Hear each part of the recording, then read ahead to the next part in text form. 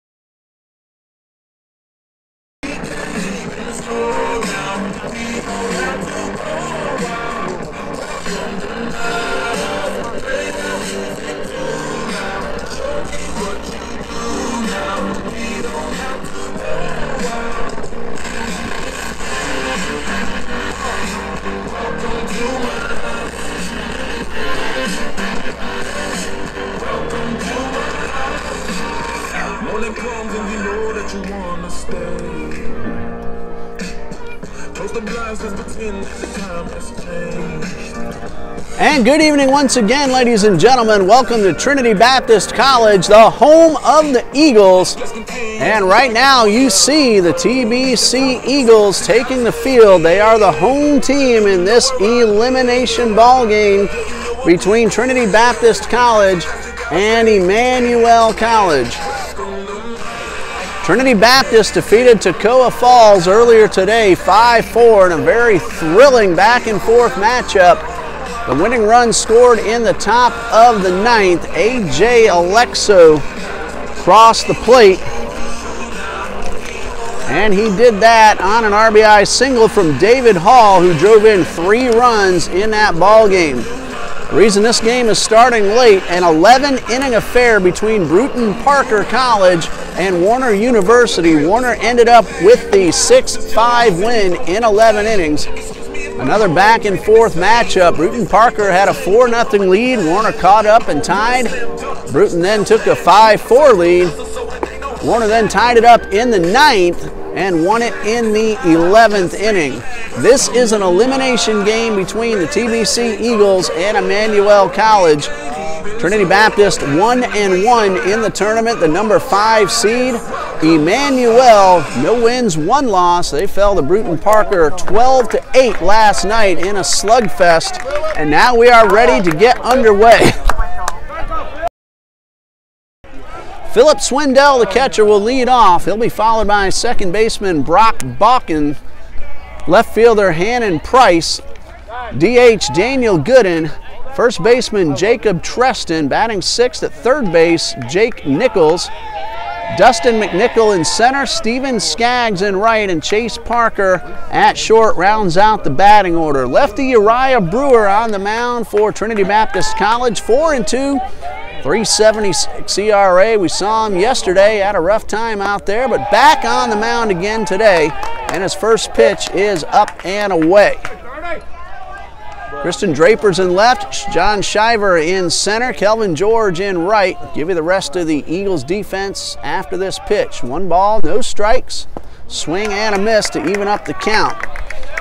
At third, Jordan Keys, A.J. Alexo at short, Nick McAdon at second, Matt Carter at first, David Hall behind the plate, the battery mate of Uriah Brewer.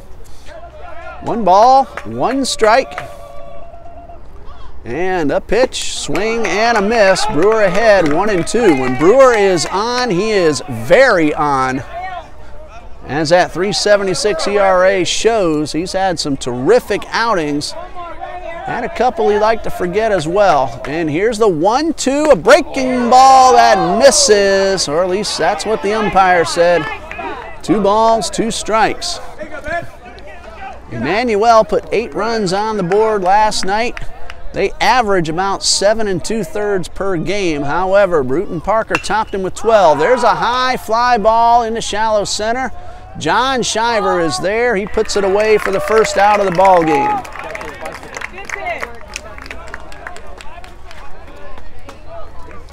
So 1 out.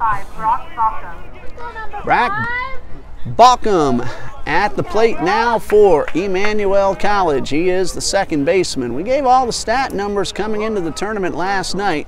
If we see somebody new, we'll give you that information. This one down in the dirt. 1 ball, no strikes. Or stats.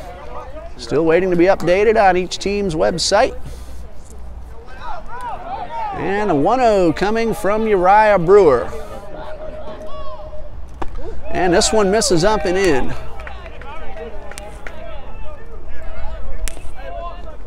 Uriah Brewer had a complete game victory against, I believe it was Truett McConnell College, an NAIA team earlier this season, right here at Trinity Ball Yard. This one is down in the dirt, 3 balls, no strikes. Got an award for his outstanding performance at the banquet, courtesy of Coach John Copeland. And here comes a 3-0. It is in there for a strike. Emmanuel, the #1 seed in the tournament, the #3 team in all of NCCAA baseball. That's throughout the country. Trinity Baptist ranked number 33. And the pitch is in there for strike 2. Baucom started a turn as if to say ball 4.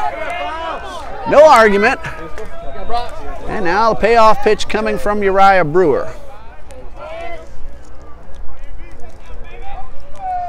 And a 3-2 hard ground ball at Nick Macadon, and he throws to first. Sorry if I'm getting a little tongue-tied. This is my 6th baseball game in 2 days.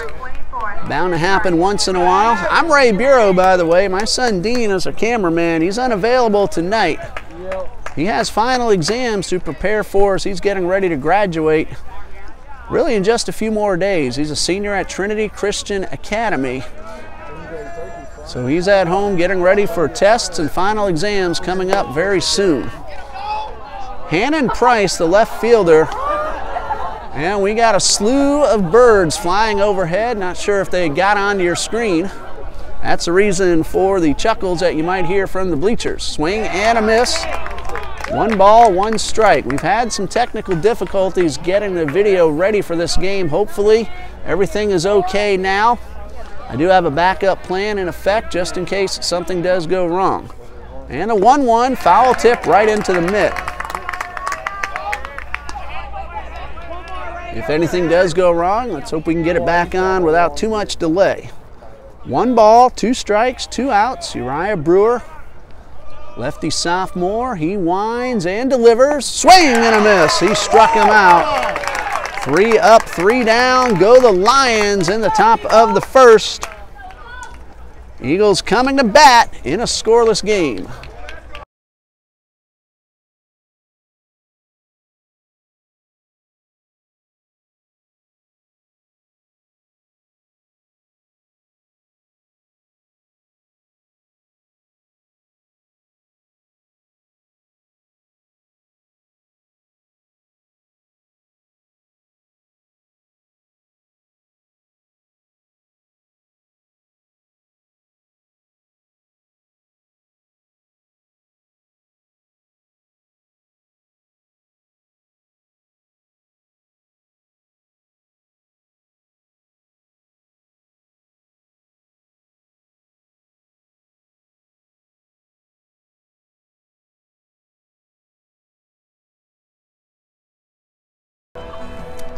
Bottom of the first coming up.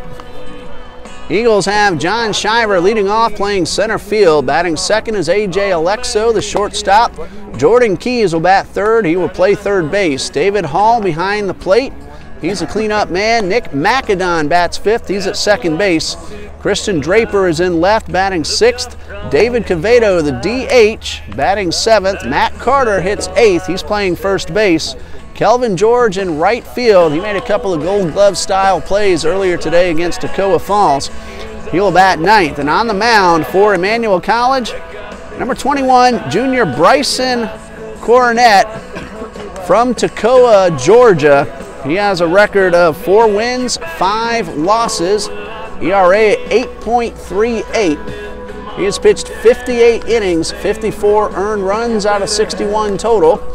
He has walked 29, struck out 45, and allowed 91 hits.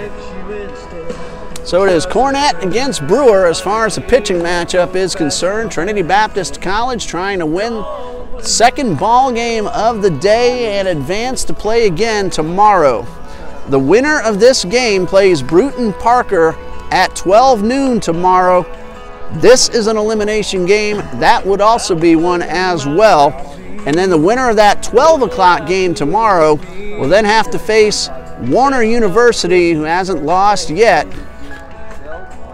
And if Warner wins that 3 o'clock game, that will close out the South Region Tournament. Should the losers bracket team win that 3 o'clock game, then those two teams will play again on Friday at noon. So you're up to date. If you go to tbceagles.com, the lead story is the South Region schedule, and click on that, scroll down, you see the photo of the bracket.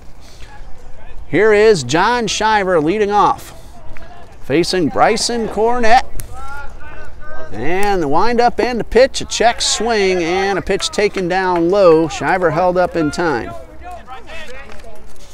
Shiver was a starting pitcher earlier today. He went 5 innings, 3 earned runs. He pitched much better than that line shows, however. All 3 runs came in 1 inning. Other than that, he was pretty much untouchable by the Toccoa Falls Screaming Eagles. Dan Richard was the winner in relief. 2 scoreless innings, and he benefited from the 9th inning run. Here's a chopper into right field, a base hit for Shiver, and he is aboard to start the ball game. So John Shiver's leadoff single gives a speedy runner on base for the Eagles. Shiver had 3 infield hits in that ball game earlier today. Used his legs. He was the pitcher and the DH. He also scored a run as well. A.J. Alexo scored the winning run in the 9th. He's up there now with a runner at first, and he takes the first pitch for a strike. Alexo scored 3 times earlier today. Made a bid for player of the game. That went to David Hall, however, who drove in 3. The 0-1 and a chopper foul to the left side.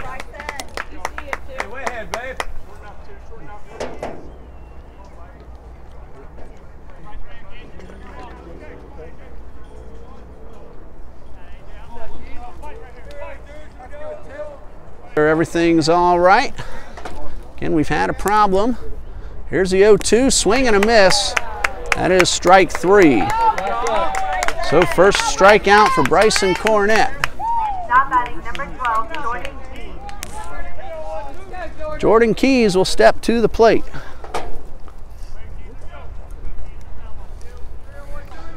Shiver led off with a base hit. He's still at first.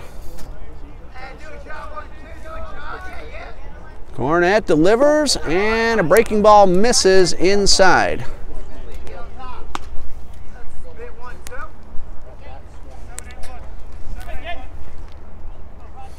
One ball, no strikes. We had 2 fantastic baseball games already today. Good pitching, excellent defense from all 4 teams who have taken the field today. Here's the 1-0. And the pitch upstairs on the fastball. 2 balls, no strikes. Keys earlier today had himself an RBI in the 3-run 7th inning that Trinity used to come from behind. They took a 4-3 lead. Toccoa tied it up, and the Eagles won it in the 9th. This one's in the dirt. Good patience by Jordan Keys.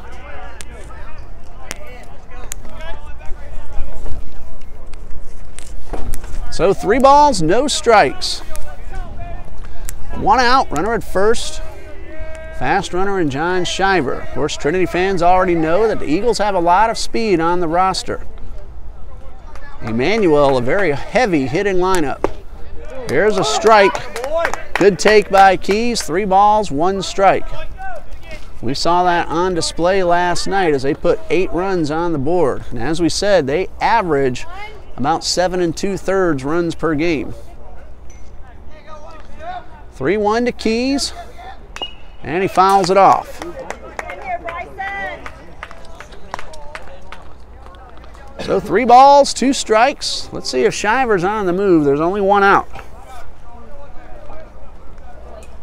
Shiver very good in stolen base opportunities. Been caught only twice. Make that 3 times. That's 17 for 20. Somewhere in that range. 3 balls, 2 strikes. Jordan Keys at the plate. Shiver a moderate lead, not going.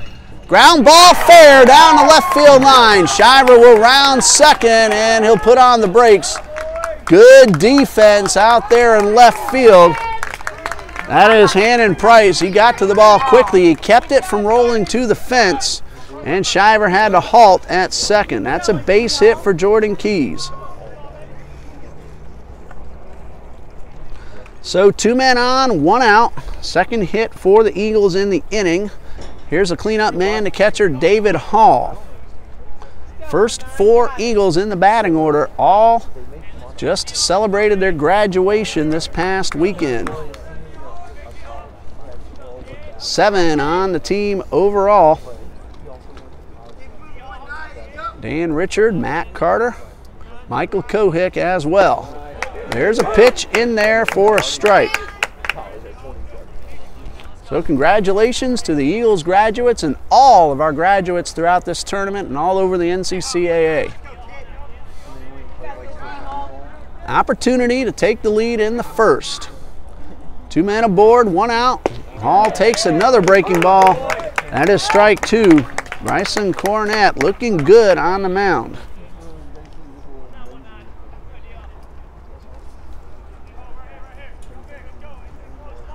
Sharp breaking balls so far. Eagles have been able to hit the fastball.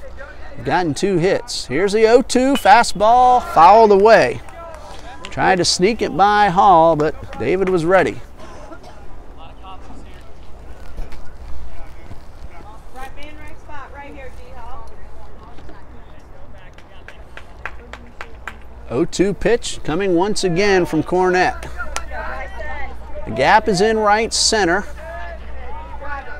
As a center fielder, McNichols shading Hall just slightly to pull, and there's a ground ball that could be 2. No, the ball is bobbled and everybody's going to be safe.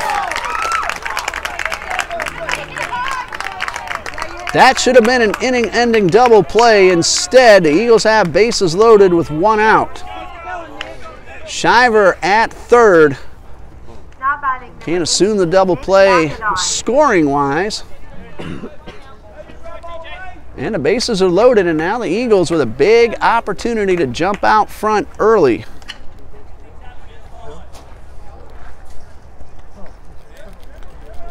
There's a conference on the mound. That's our first delay in the action since the game started. John Shiver led off with a base hit into right. Jordan Keys singled near the corner. Good play out there and left by Price. Kept it out of the corner. Kept the run from scoring, actually, because that probably would have happened on that ground ball you just saw. You know, assuming everything's the same. Pitcher doesn't have the exact same approach, neither does the hitter, if the runner's at second or third, depending. So we can say that, and it looks good in the scorebook, but keep in mind, things aren't always what they seem. Bases loaded. Here is Nick McAdon with an opportunity to drive in 1 or 2 runs. And the pitch is inside for ball 1. So let's hope the Eagles can take advantage of a miscue. Ball went right to the shortstop, Chase Parker. He was unable to corral it. That allowed everybody to advance. First baseman not holding on the runner. Teston playing back behind, and the throw to second is not in time.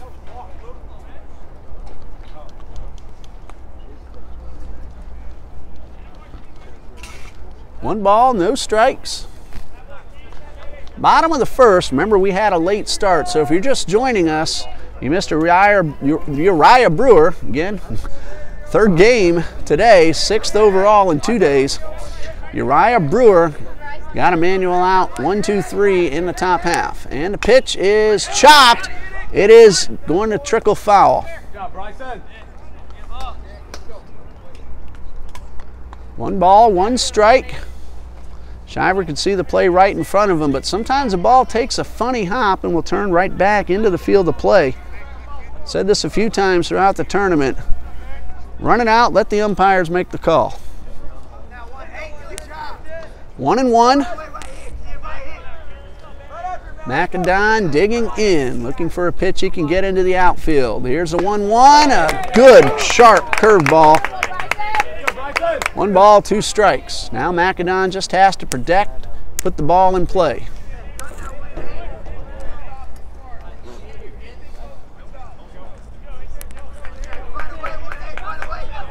It would be great for Cornett to get out of this inning without the run scoring. 1-2, he struck him out.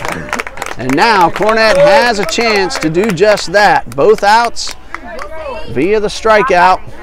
Kristen Draper, the left fielder, at the plate. It's up to Draper to drive home the run. Shiver at third. Keys at first, David Hall, or Keys at second, David Hall at first.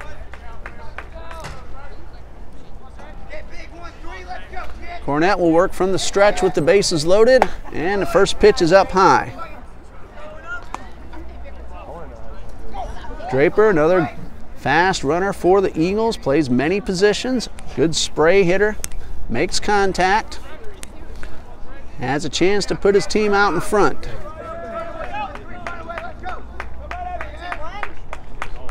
One ball, no strikes, and the pitch. There's a strike, a good fastball on the outside corner. So far in the first, Cornett's best pitch has been the breaking ball, but that was a well-placed fastball. Not much Draper could have done with that. 1-2, all four infielders now playing back for the out. Ground ball right back to the box. Draper hit it hard, but Cornett snared it and flips to first. That is out number 3. Big opportunity, and nothing comes from it for the Eagles in the bottom of the first. So after 1, we have no score.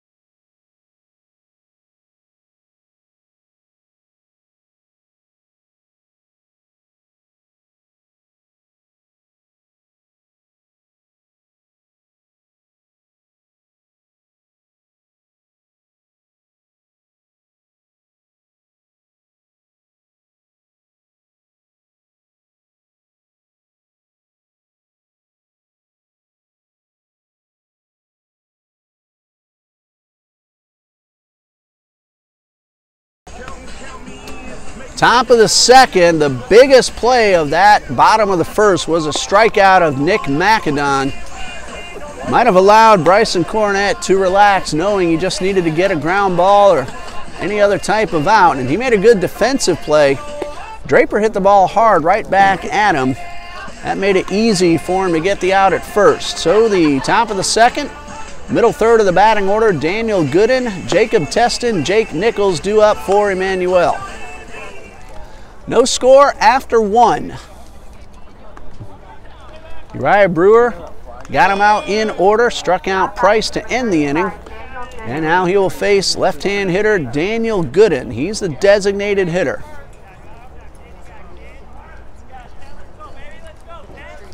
Gooden, a big man in the batter's box.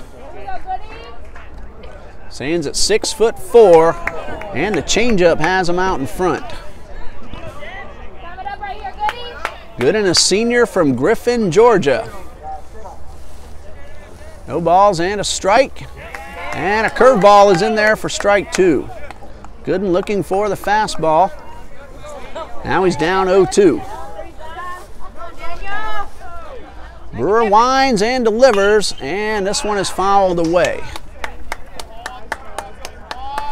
That ball hit the light tower because it made some kind of a sound as if it collided with something. Here's another 0-2 pitch in the dirt.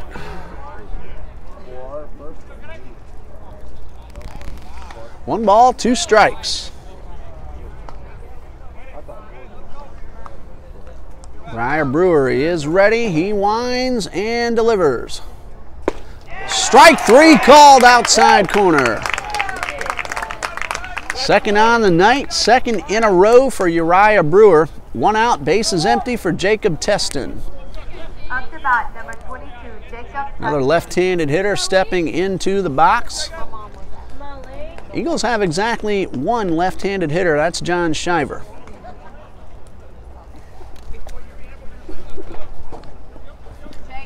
Emmanuel College looking to make it back to the NCCAA World Series. The Lions defeated Trinity Baptist in the championship game last year. Trinity Baptist trying to get a little bit of revenge here tonight. This isn't the championship game, but the loser is finished.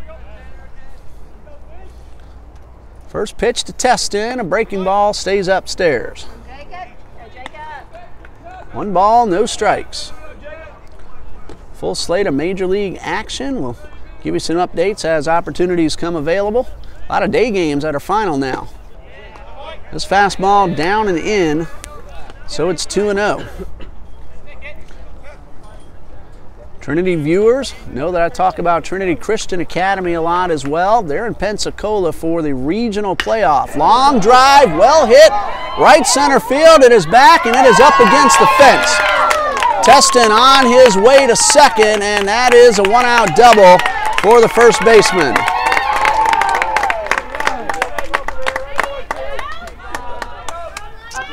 First hit allowed by Uriah Brewer. That one a low line drive. If he gets some lift up on that ball, it might have had a chance to go. He hit it hard enough. Need a little bit more of a launch angle. Jake Nichols, a third baseman, up there with an RBI opportunity. Teston at second base. 1 out. Brewer from the stretch. And the pitch is a fastball up high. Trinity Christian Conquerors are playing Pensacola Catholic School. That's another elimination game in the Florida State High School Class 4A playoffs. 1 ball, no strikes. And the pitch. Ground ball towards Keys at third. He looks the runner back, throws the first. Bullet of a throw right on target. Eagles were very solid earlier today against Toccoa Falls. A couple of errors, but they didn't come back to hurt very much. I think one of the runs that Toccoa got was unearned. Other than that, they played very good defense. When Eagles make the plays, they typically have a great chance of winning. Dustin McNichol, the center fielder, with 2 outs and a runner at second, and Brewer looks the runner back. Of course, that's true with most teams. Errors are what are going to hurt most of teams more than anything else.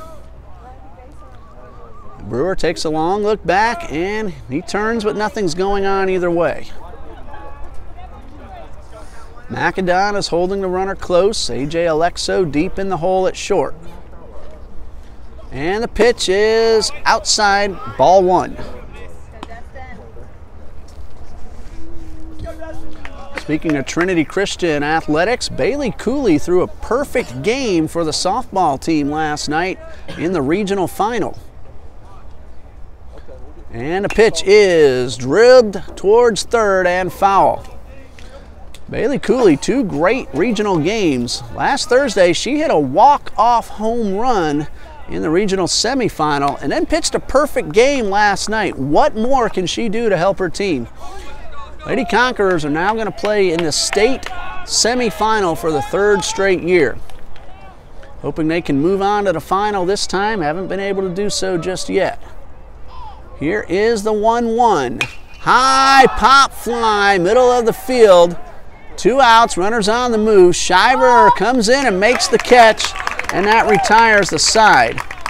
A 1-out double from Jacob Teston, but he's unable to advance, and we go to the bottom of the 2nd in a scoreless affair.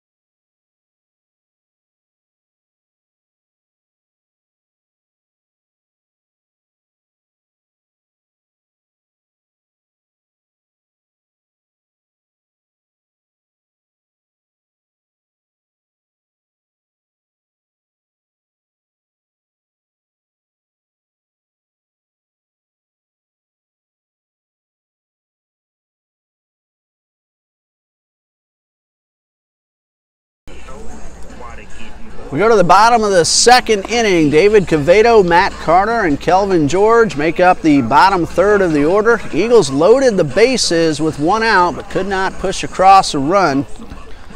Bryson Cornett got a strikeout and a ground ball right back at him to get out of that jam. And we have no scores. We start the bottom of the second. David Cavedo will lead things off. He's the DH. He's homered a couple of times this year. Bryson Cornett, as we said, got into trouble but got out of it. So now Cavedo trying to start up another rally. It was a 3-run inning earlier today that put the Eagles ahead. That came in the 7th. And the first pitch to Cavedo. It's chopped towards second. And a play by Buckham over to first for the out. Not batting number 5. 1 pitch, 1 out. Brings up first baseman Matt Carter.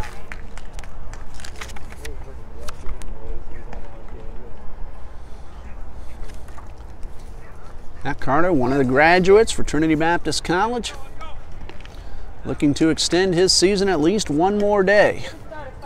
Of course, to win the tournament, Eagles will have to win tonight, tomorrow, and again on Friday. That's a good fastball from Cornett, strike 1. Same thing with Emmanuel College. So Warner is waiting on the next 2 games to see which team that the Royals are going to play. This fastball outside. Warner has a chance to close it out tomorrow with a win. That game begins at 3 p.m. We plan to bring all the games to you right here on YouTube, TBC Eagles.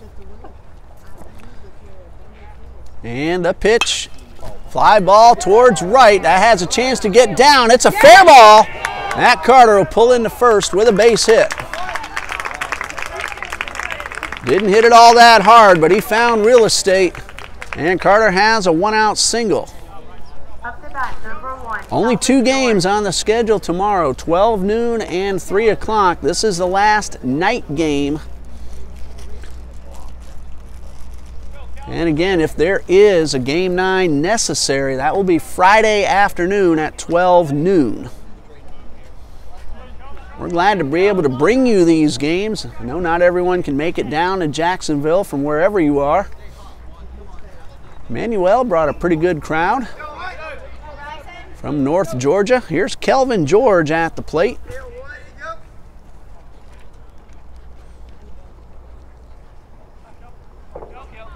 Franklin Springs, Georgia is where you'll find Emmanuel College. We're looking at goeclions.com for their information. George squares around.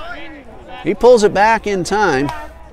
Cornett didn't agree with that. He thought he should have had a strike called on the bunt attempt, but it's 1 ball, no strikes. Of course, Trinity Baptist College on TBCEagles.com right here on Hammond Boulevard in Jacksonville, Florida. On the west side, it's a gorgeous Wednesday night. Been that way all throughout the tournament. Here's the 1-0. George squares, and he fouls it off his foot. But as we said earlier, defense made the play. Base runner took off. Let the umpire make the call. Temperatures in the high 70s right now. It got to about 84 earlier today. With a lot of cloud cover, made it feel a little bit cooler. Same forecast for tomorrow. 2 ball games again at noon and 3 p.m. the scheduled times. Here's the 1-1 to Kelvin George. In the dirt, and a nice block to keep the runner at first.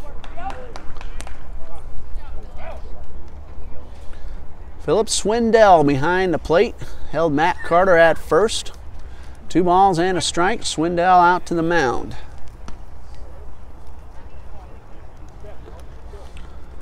Boston leads the Yankees 2-1 at Yankee Stadium. Yankees batting in the bottom of the 3rd. Phillies 2, Giants nothing, top of the 4th in Philadelphia. Here comes a 2-1. George swinging away, and he drills one into right field. It is, however, going to be caught on a nice run and grab by Steven Skaggs. That is a 2nd out. Up to bat, number 25, Jonathan Shiver. George made several of those kinds of catches earlier today. One on the dive, and he has it given right back to him. So Carter at first. Funny, Carter just looped the ball and got a base hit. George and a couple other players, all throughout the tournament, many players have hit the ball hard to have it caught. There's a fastball outside. 1 ball, no strikes. Shiver led off the ball game with a base hit, and he was left stranded at third.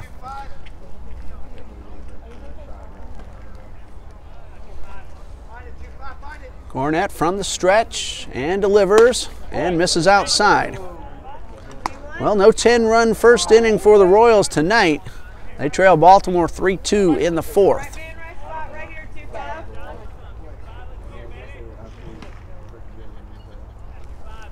2 balls, no strikes. Shiver at the plate, and he fouls it off to the left side. There's a lot of room down the left field line. It looked like Shiver was trying to go that way, get the base hit out towards left. 2-1. Shiver from Middleburg, Florida. And here is that 2-1 pitch, and it's up and away. 3 balls, 1 strike.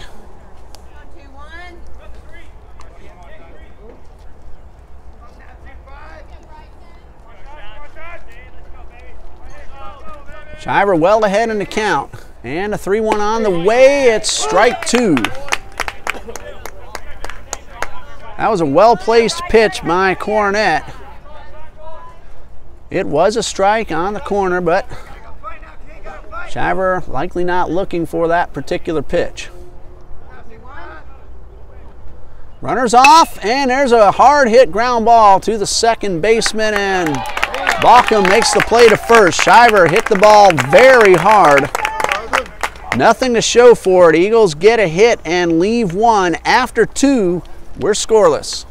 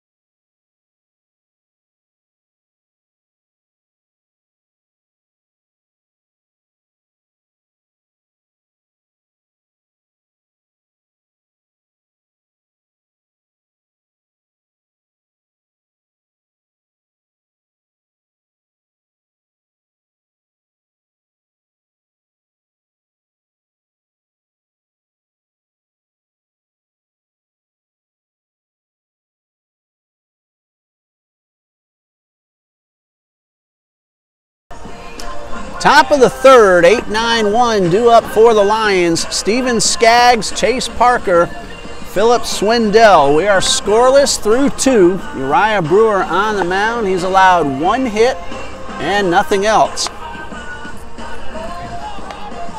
Again, the winner advances to play at 12 o'clock tomorrow. The loser will see its season come to the end.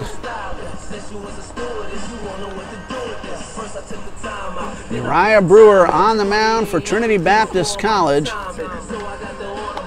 He's from right here in Jacksonville. He pitched for First Coast High School. He's a sophomore. He's done a fine job for Coach Copeland all season long. And a couple of rough outings. That will hurt an ERA, especially if your innings are at a low to a moderate count. But when Brewer is on, he can battle with the best of them. Steven Skaggs leading things off, top of the 3rd. Now batting number 19, Steven Skaggs. Really like those powder blue jerseys that Emmanuel wears. They wore the home whites last night against Bruton Parker. Trinity Baptist College in their alternate nice blue jerseys with the gold trim. David Hall doing a little bit of equipment adjustment. And he is ready.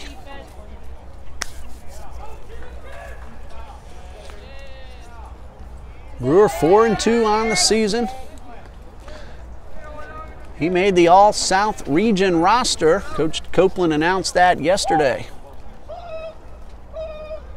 Here is the pitch. Squares around a bunt. Pulls it back in time to take ball 1.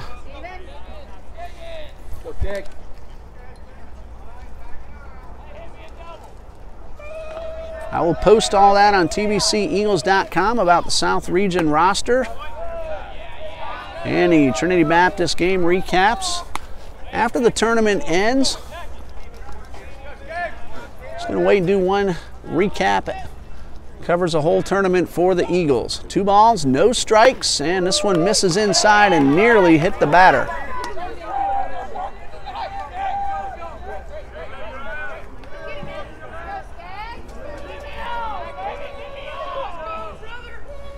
Here's a 3-0 from Brewer, and he finds a strike zone. John Shiver, also a member of the South Region roster, along with Uriah Brewer. Let you know which lines made that roster as well. That is an honor. 5 teams in the tournament. Hannon Price, Jacob Teston, Daniel Gooden, Philip Swindell, all South Region honors. Shiver last year was All-American in NCCAA. This ball's looped into right center, and that's a base hit for Steven Skaggs, leading off the inning. Throw back to first. Skaggs made a big turn on his way to second, but he's able to beat the throw back. Leadoff single brings up Chase Parker, the shortstop. Top batter, number 3, Chase Parker.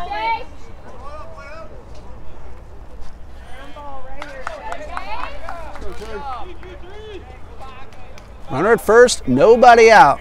Skaggs just singled to right center. And here's a pitch. Bunt is down. Only one play for Brewer, and he can't pick up the ball. Would have been a close play at first. Let's see how the official scorekeeper Alexa Goodwin marks that. That is an error on the pitcher, Uriah Brewer. So credit Parker with a sacrifice bunt.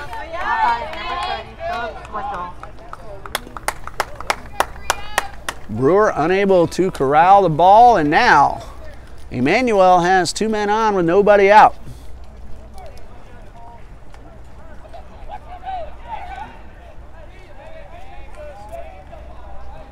So again, a sacrifice bunt to the credit of Chase Parker. Error on the pitcher, Uriah Brewer.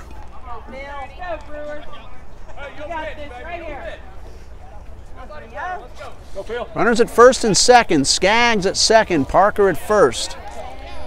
Philip Swindell at the plate.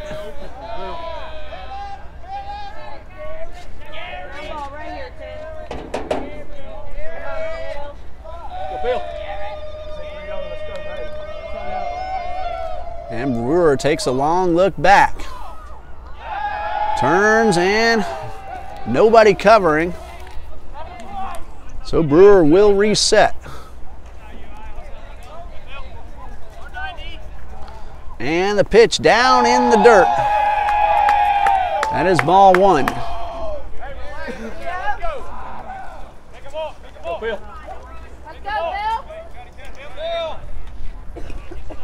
One ball, no strikes.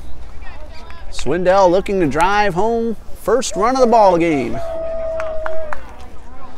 Brewer is in a jam, nobody out.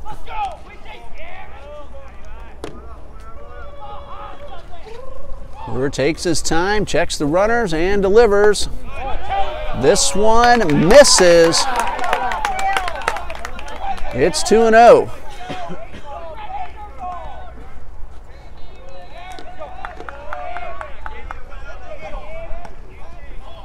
Two balls, no strikes. Swindell ahead in the count. Alexo holding the runner close at second. Opens up a gap on the left side. There's a check swing for a strike.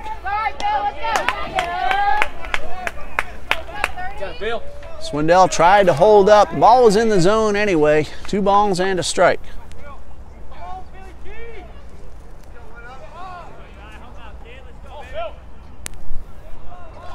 And Brewer, another long look back at second, and the pitch, high fly ball, well hit. It is back, and it is gone.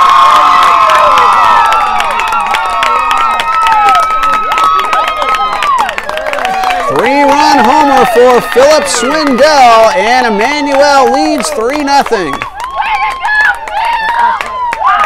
Skaggs and Parker both score on the blast. 2 of those runs earned. Nobody out. The bases are now empty, and Brock Bauckham at the plate.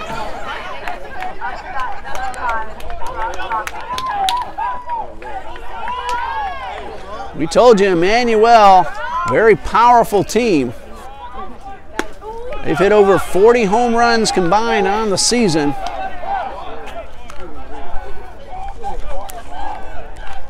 Swindell just went deep. And the pitch is in there for a strike, so the count is even at 1-1.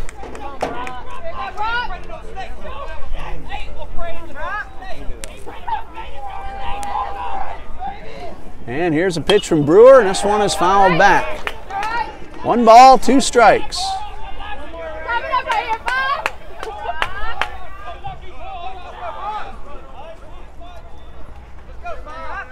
Philip Swindell with his 11th home run of the season. Here is the 1-2, and this one fouled off as well. He now has a team lead over Daniel Gooden. Both came in, tied with each other at 10 home runs apiece for Swindell. RBIs 40, 41, and 42. Line drive off the glove of Carter. McAdon chases it down, but he won't get off the throw. That's a base hit. Ball hit hard. Carter had to dive for it. Stayed in the infield. Bauckham hustling down the line beats the play to first. Hannon Price struck out to end the first inning.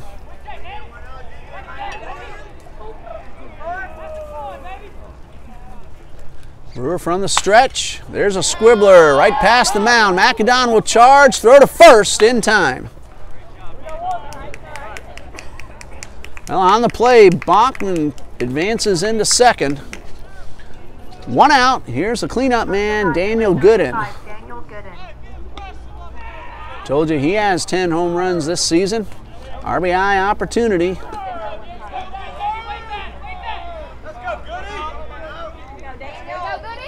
Gooden has driven in 40. Of course, that's coming into the tournament. And a pitch. This is downstairs. Saw Gooden on the mound last night, a brief relief appearance. This young man throws hard. Had a very sharp breaking ball as well. Here's a 1-0, and it's in there for a strike.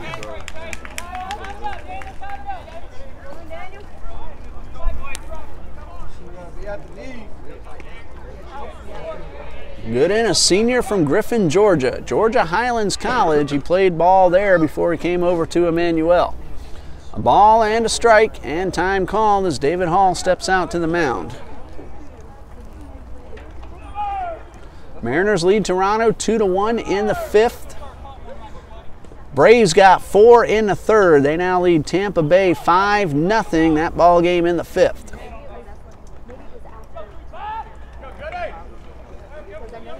Three more games beginning later on tonight. They're out west. Here's the 1-1. Brewer takes a long look in. Now the pitch. Downstairs, ball 2. Nationals are in San Diego. D-backs are in LA. 2 more ball games. Some final scores we'll tell you about a little bit later. Here is a 2-1.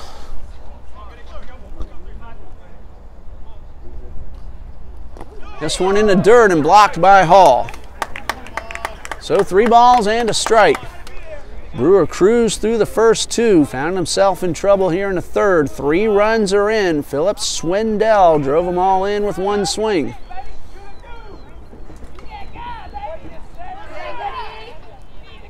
Here's a 3-1 and the pitch. Off the fists, popped up. Alexo will chase it down right behind the bag.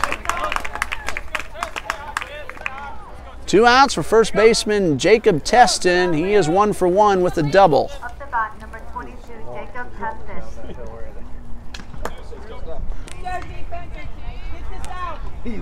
Trinity Christian Conquerors tied at 1 in the second out west at Pensacola. Out west as far as the state of Florida is concerned. Brewer turns and looks, and nothing going on.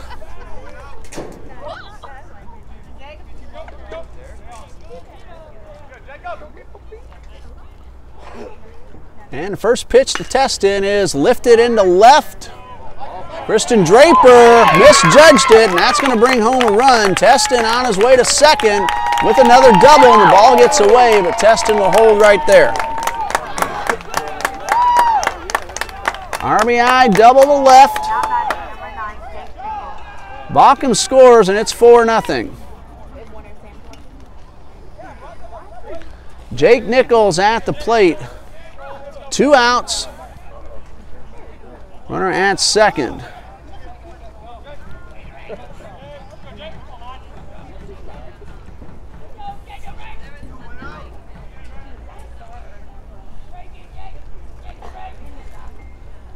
Brewer sets for the first pitch, and it is ball 1.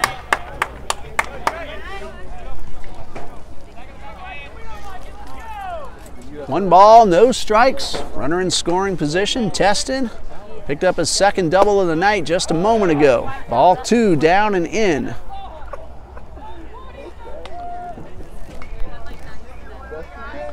Trinity Baptist, the host school. First time in school history they've hosted the baseball tournament. Here is a 2-0. He turns and looks. Both bullpens completely empty at the moment. Again, Brewer cruised through the first 2. He's allowed 4 runs here in the third, and this one fouled right back at us. 2 of those 4 runs earned, 2 unearned, but they all count.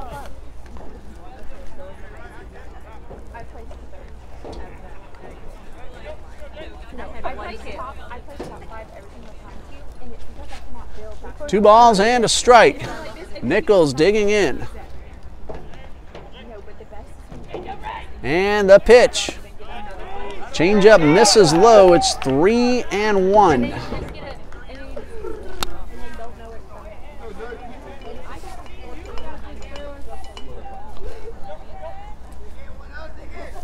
Brewer is ready. Here comes the pitch. Foul, and the count is full. Nichols looked like he might have lunged for that ball and got it right off the end of the bat. So a full count, runner at second, 2 outs, 4 runs in. We are in the top of the third. Brewer delivers, and it's fouled off.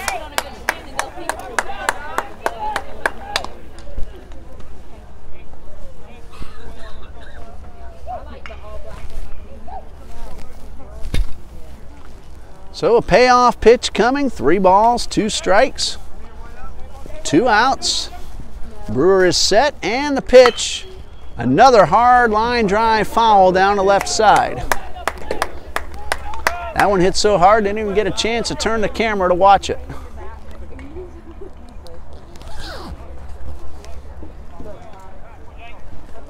So another payoff pitch coming.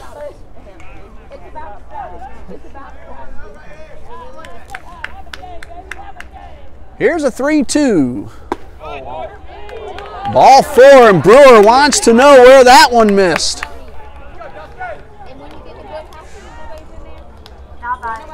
That one looked good, but Brewer did not get the call.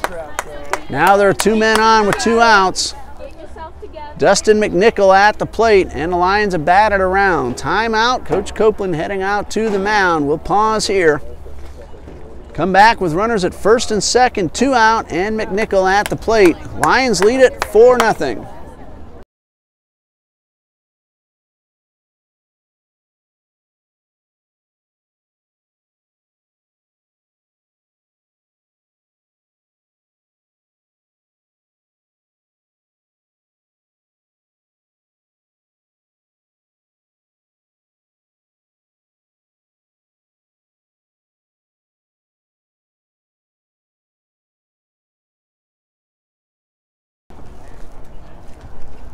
Ready to resume.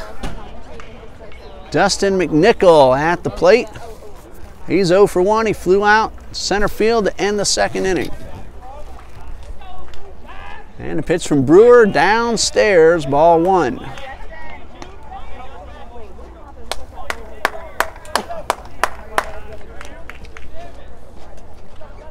Here comes the 1-0. And a pitch right at the third baseman, Jordan Keys. He steps on the bag to retire the side. 4 runs, 2 of them earned. 1, 2, 3, 4, 5 hits in the inning, and we go to the bottom of the third. Emmanuel College leads it 4-0.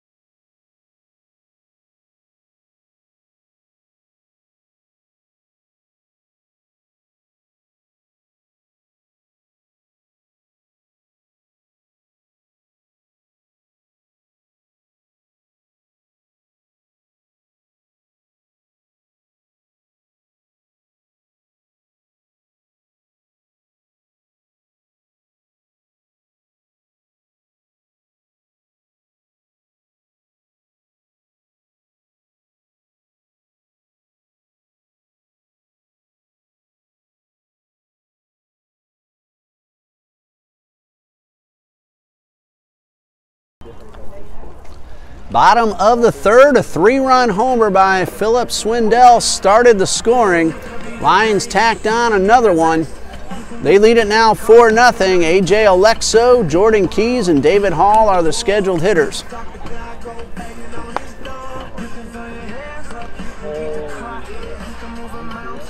Alexo, the number 2 hitter, he went down on strikes in the first, 0 for 1. Now batting number 2, A.J. Alexio. Brian Cornett, 2 scoreless innings, got himself into trouble in the first, got out of it without allowing a run. Eagles had bases loaded with 1 out. Cornett got the next 2 hitters. Here's a pitch, and it misses downstairs.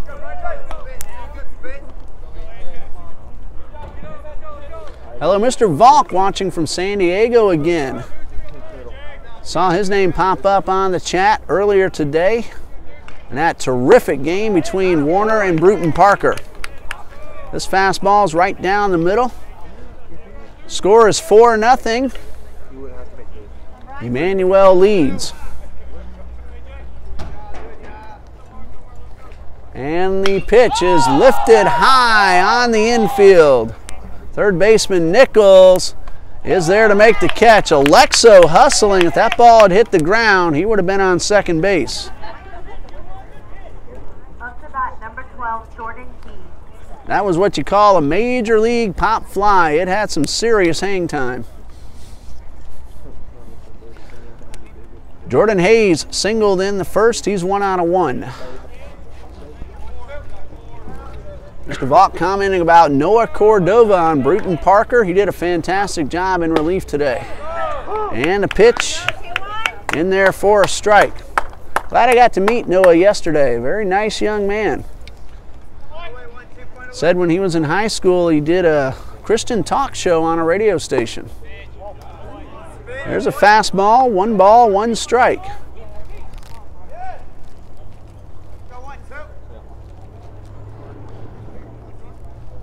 Warner won that game today in 11 innings, 6-5. Here's the 1-1, and it's slapped foul to the right side.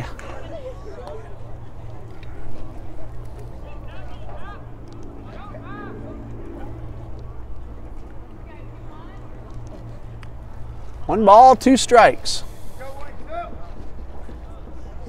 Keys at the plate, and the pitch. Breaking ball that misses outside.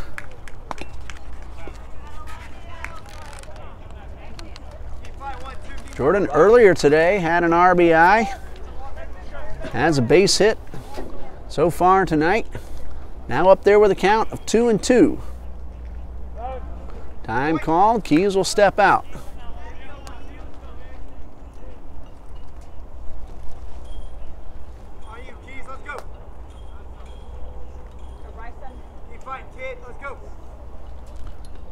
And here's a 2-2 and a chopper headed towards center field, and that's a base hit for Keys. It's his second of the night. Eagles have a base runner with 1 out. Number 19, David Hall. Good 2-strike hitting, shortened up, put the ball in play and found a hole.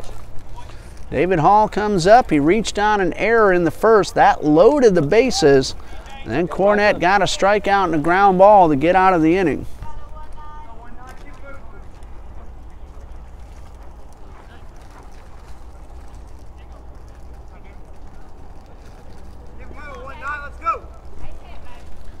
So runner at first, 1 out. Keys with a pretty good lead off the bag. And the pitch is chopped towards third. Throw will go across the diamond in time for out number 2. Jake Nichols charges in. Made the right play with a 4-run lead. Don't try to do anything too fancy. Go ahead and get the outs that you can get. Nick McAdon now has a runner at second base. He struck out his first time up.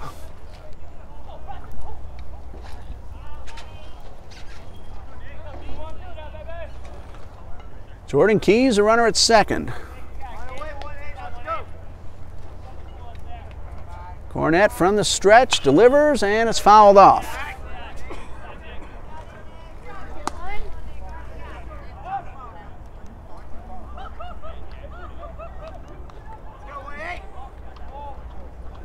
No balls and a strike.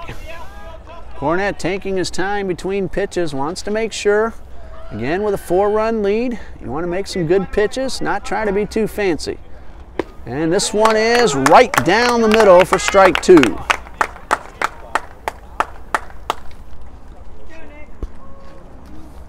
No balls, 2 strikes.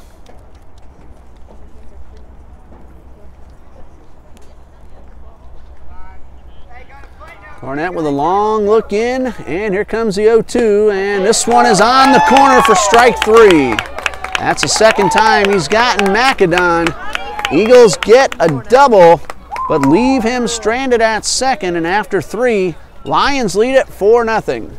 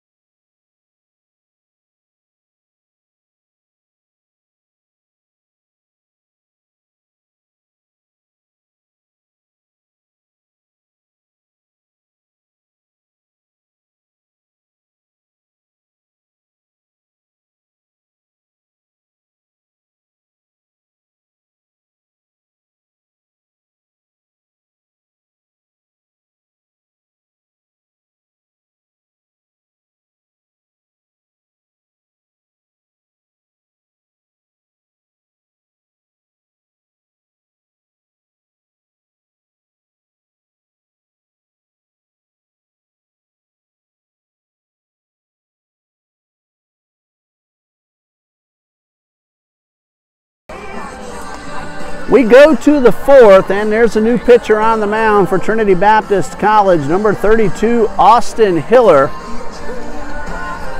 We saw him pitch a little bit earlier in this tournament. He's on the mound now in relief of Uriah Brewer. Uriah went 3 innings, 4 runs, only 2 of them earned, 4 hits, didn't walk anybody, and he struck out 2. Had 2 very good innings to start the ball game, and then Emmanuel woke up, started hitting the ball, and error helped the cause, and that led to 4 runs, 2 of them earned. Steven Skeggs at the plate, leading off the top of the 4th. Hiller calls time, wants to talk to David Hall. Usually that means they want to make sure they have the correct signs.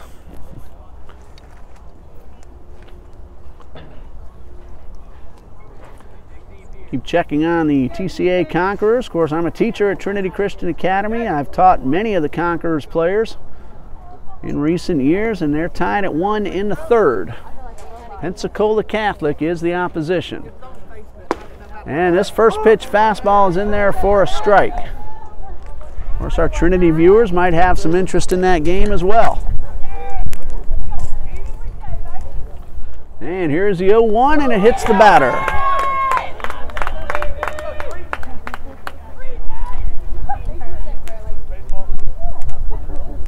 First hit batter of the game for either team, and Skeggs is aboard. Leadoff man on. Here's the shortstop, Chase Parker. He reached on an error on a bunt attempt, got credit for a sacrifice, ended up scoring a run. That run came on Philip Swindell's 3-run bomb to left center.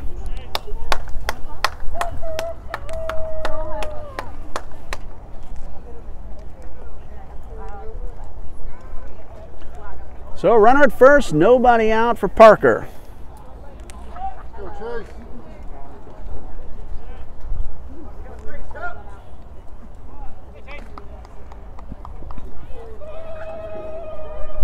Hiller takes a long look in.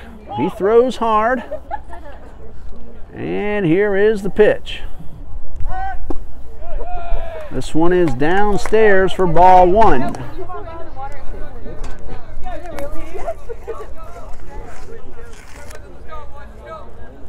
We saw Hiller on the mound earlier today against Toccoa Falls. 2 innings pitched, 1 run allowed. Throw over to first, and the runner's back in time. Hiller came in with runners on base in the 6th and got out without letting them score. And Toccoa got a run on him in the 7th. Then Dan Richard came in and got the win in relief. Here's the 1-0, runners are going, and it's fouled off.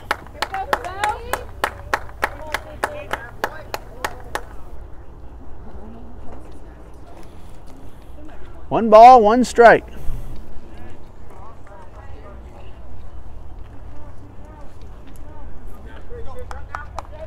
And Parker checking the signs over with his third base coach. Skeggs, the runner at first, hit by a pitch, throw over, and the runner is back. Michael Kohick picked off 2 men yesterday. If I'm remembering correctly, I think Shiver got one this afternoon. A throw over to first. This throw was up high.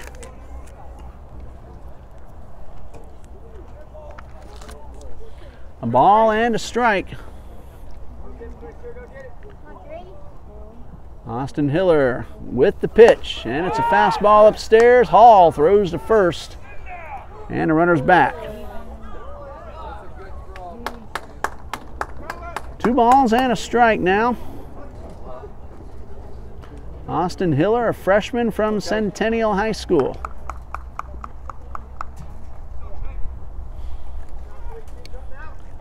Takes another long look in. 2 balls, 1 strike. Good lead off first, and another throw over. And Skeggs gets back. These throws over have not deterred Skeggs from taking a good lead.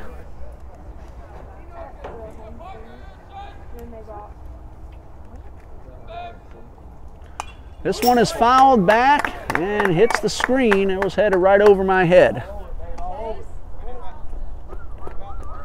Good rip by Parker. 2 balls, 2 strikes.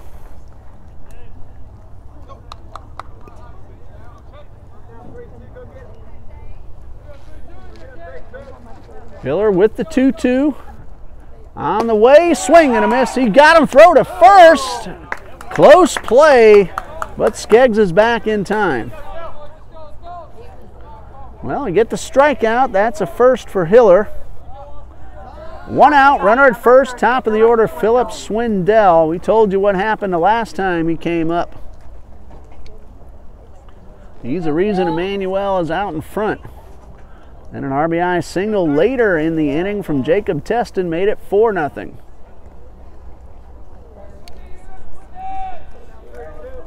Check that, it was an RBI double from Teston. Runners going. Pitch is outside, to throw down, not in time. It's into center field. Skeggs will take third.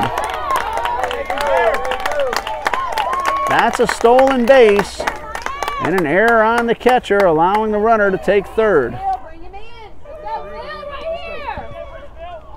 So the pitch was called ball 1 outside. Now an RBI opportunity for Swindell. Of course, with 11 home runs, anytime he steps up, it's an RBI opportunity. 1 ball, no strikes. Hiller will wind up with the runner at third. Line drive right at the second baseman, Macadon, and he catches it for out number 2.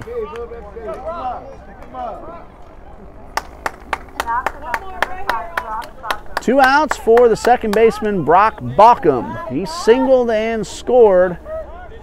That came in the third, 1 out of 2.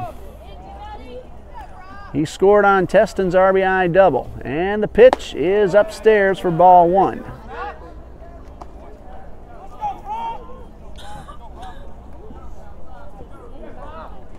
1 ball, no strikes. Hiller again from the windup with the runner at third. And this one misses down low. Some finals from the majors. The Reds beat the Mets 2-1 in 10 innings. Indians beat Milwaukee 6-2. Here's a 2-0, and the pitch misses up and away. Rangers got a walk-off homer from Nomar Mazara in the bottom of the 10th. They won it 5-4 over Detroit.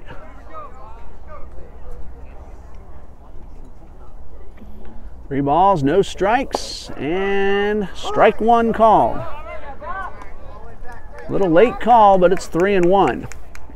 Pittsburgh 6, White Sox 5. Cubs pounded the Marlins 13-4. Here's a 3-1. Check swing, ball 4 misses upstairs. So Bauckham walks and runners at first and third. 2 outs for left fielder Hannon Price. He's 0 for 2. Cubs got 8 runs in the third inning. That put them up 9-0 at the time. They won 13-4.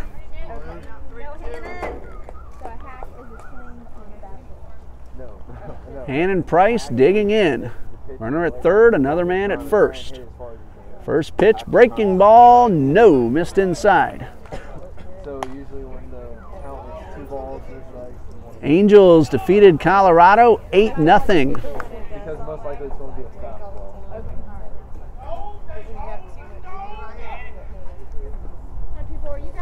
1 ball, no strikes. And the pitch in the dirt and blocked by Hall. Now a runner caught between first and second. The throw down is high, and it's into center field. Another run is going to score.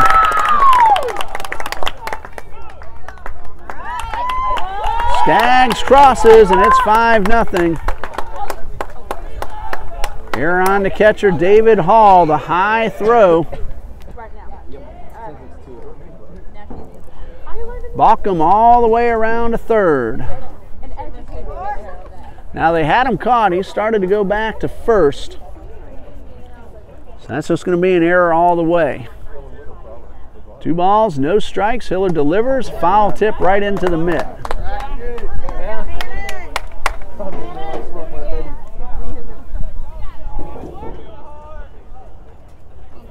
Two and one. Hannon Price looking to tack on another run. Swing and a miss. A good, hard, low fastball from Hiller.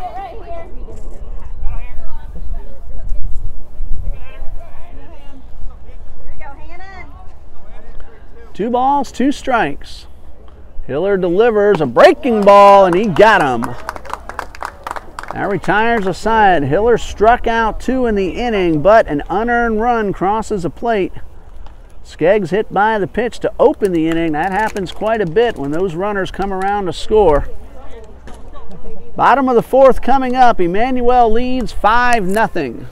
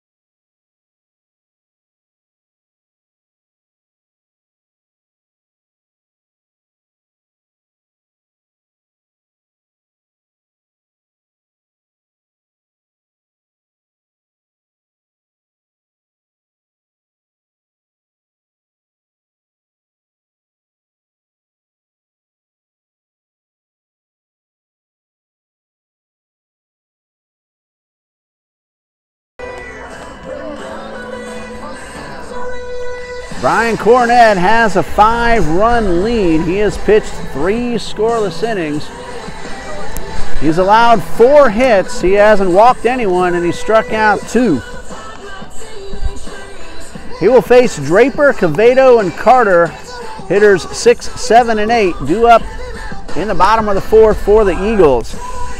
My TCAA Conquerors got 3 in the 3rd. Ethan Dage, a 2-run single. Another run scored on an error 1 batter later. Trinity Christian 4, Pensacola Catholic 1. Of course, I know I'm interested in that. Some of our Trinity viewers may be. That is the regional playoffs out in Pensacola. Central time zone out there. We're coming up on 9 o'clock here in the Eastern time zone. And we have a pinch hitter for Draper. This is number 9, Michael Kohick.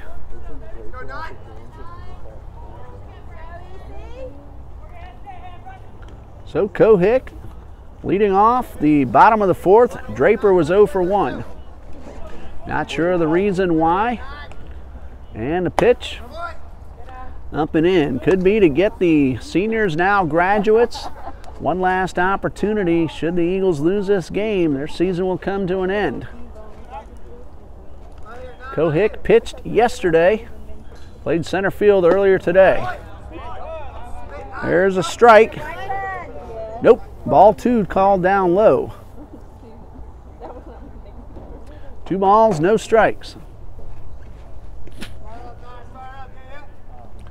And the pitch to Kohick is fouled off.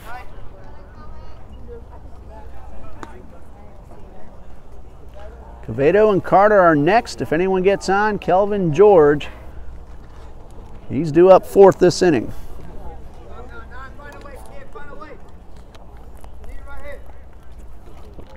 Here's a 2-1, chopped up the middle. Gonna be a close play at first. The throw is in time. Kohick stumbles as he passes the bag. Nice play by the shortstop, Chase Parker. Good, strong throw, and he got the out at first. Kohick hustled all the way and came within inches of an infield hit. Again, credit the defense. Parker made a terrific play. David Cavedo, the DH, at the plate. First pitch swung on and missed.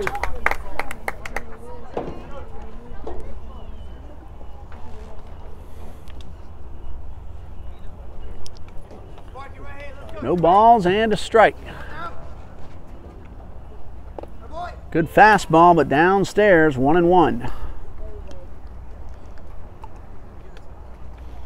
Houston Astros defeated Oakland 4-1 this afternoon.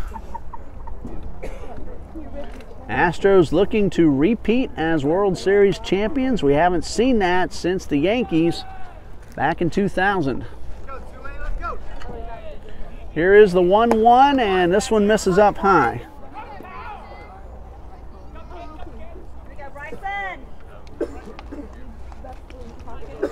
Two balls, one strike. Cornett with the pitch. Swing and a miss. It's 2-2. That was a fastball, but it had some sink to it.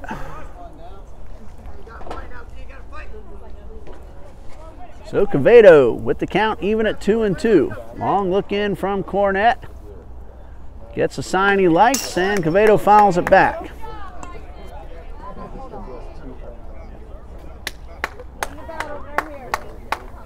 Yankees lead Boston now 5-3 after 5. Anytime I see the Yankees score, I check to see who homered.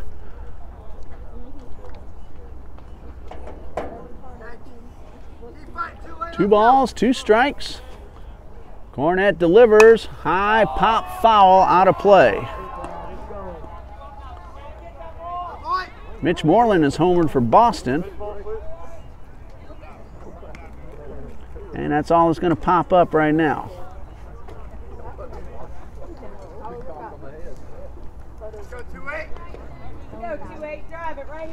So 2 balls, 2 strikes. Quevedo has fouled off a couple of pitches. And here's a 2-2, check swing, and he went around. The ball hit the ground. So Swindell will have to apply the tag. 2 outs. Here's Matt Carter. Up to bat, number 5, Matthew Carter. Carter blooped a single in the right his first time up.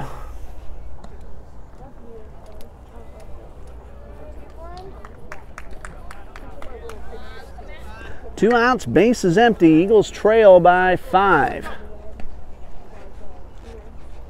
Cornett winds and delivers, and he misses down low.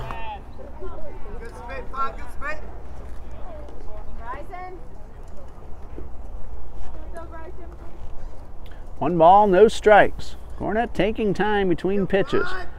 And now the pitch, line shot into left field, a base hit for Carter.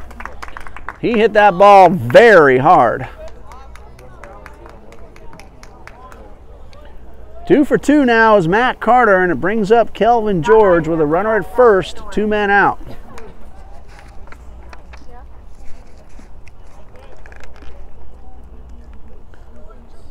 George was 2 for 3 earlier today, also laid down a sacrifice bunt. 0 for 1 tonight. He was robbed of extra bases. His only time up came in the 2nd inning. That was a good running catch by Skeggs out there in right field. And the pitch swung on and fouled off.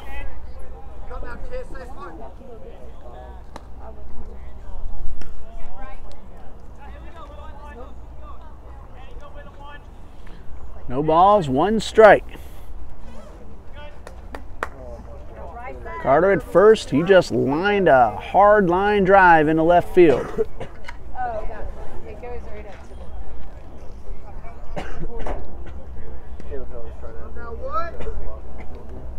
Again, Cornett taking a long look in. He's been effective, however. Don't change what's working, and a foul tip right into the mitt. No balls, 2 strikes.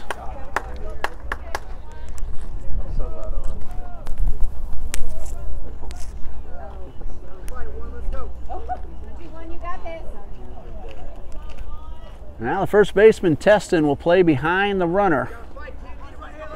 2 strikes, 2 outs, and the pitch. Misses upstairs for ball 1.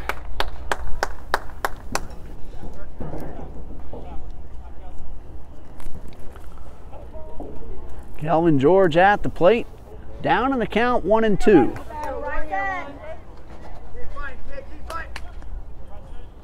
Carter's able to get a very good lead off first, a great secondary as well. Nobody holding him on, and this breaking ball misses inside.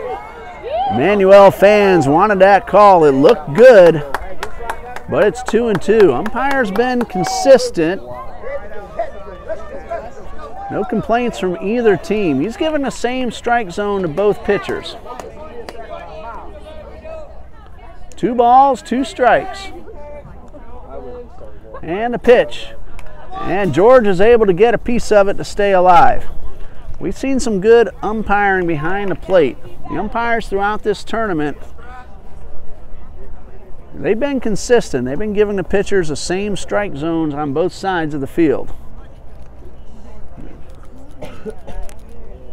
Been some questionable calls on the baseball base paths, but behind the plate, the balls and strikes, not much to complain about. 2-2, and the pitch is fouled off once again. We saw Toccoa Falls earlier today in one inning, the inning in which they scored 3 times. 3 batters kept fouling off 2 strike pitches, and all 3 of them ended up on base. 2 of those 3 ended up scoring. So keep the battle alive. Eventually you might get a pitch you can handle. Here's a 2-2. Looping liner, 1 hop to short, and that is a base hit. And just as I say that, Kelvin George demonstrates it with a base hit. Carter advances to second. George is aboard. He's now 1 for 2. 2 outs. First and second for leadoff man John Shiver. That is hit number 6 off Cornett. Shiver at the plate. He's 1 for 2. He's hit the ball hard twice. Lays down the bunt. It hugs the line, but then trickles foul.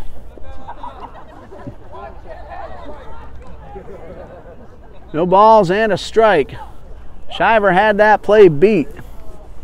He was on first base before the ball was picked up. You know, Swindell, though, did the right thing, let it go foul. Make Shiver come back to try to do it again. Right man, right spot, right here, 2-5. So no balls and a strike. Let's see what Shiver's up to this time. Swinging away, and he takes one in the dirt. Ball gets away from Swindell. Both runners will advance.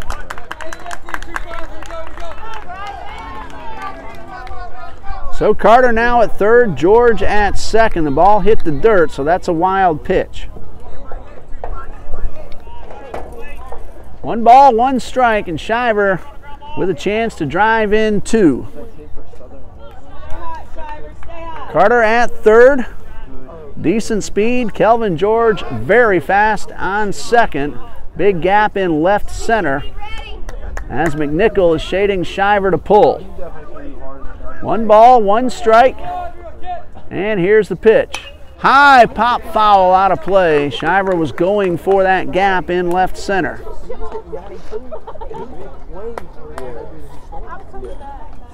Count is 1-2 on the senior, now graduate, John Shiver. Of course, he's hoping this is not his final game. He's had a terrific career here at Trinity Baptist College. Here's the 1-2 on the outside corner, strike 3. Shiver disagrees. That looked like a pretty good pitch. Eagles get 2 hits, leave them both stranded, and after 4, 5-0 Emmanuel.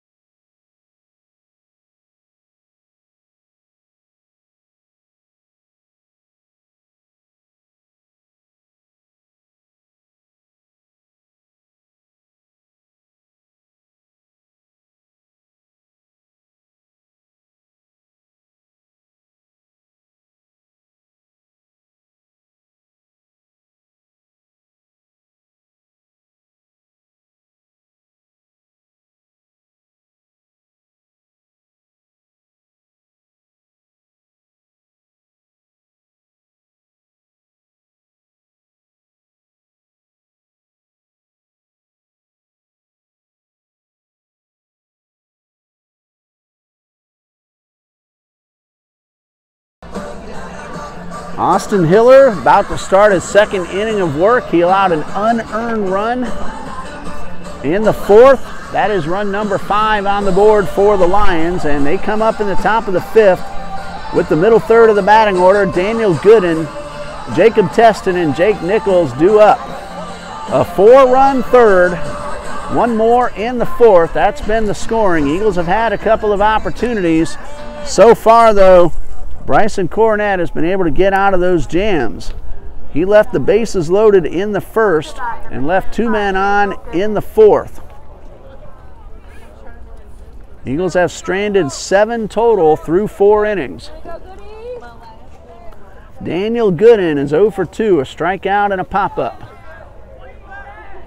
Hiller in relief of Uriah Brewer. And Hiller winds and delivers outside for ball 1.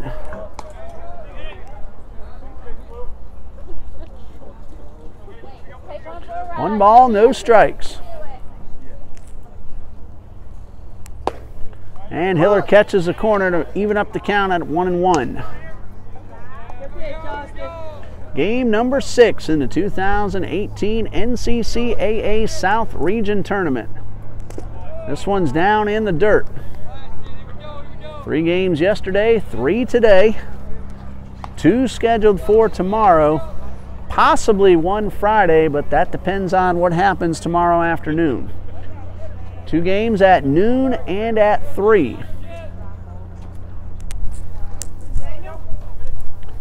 Here is the pitch, 2-1, and lifted foul, and it's out of play. Tonight's winner will play Bruton Parker College at 12 o'clock tomorrow afternoon.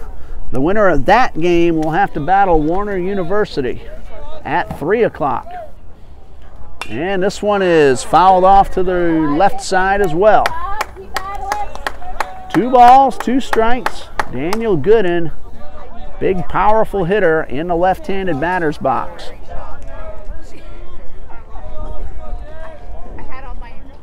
And here's a 2-2.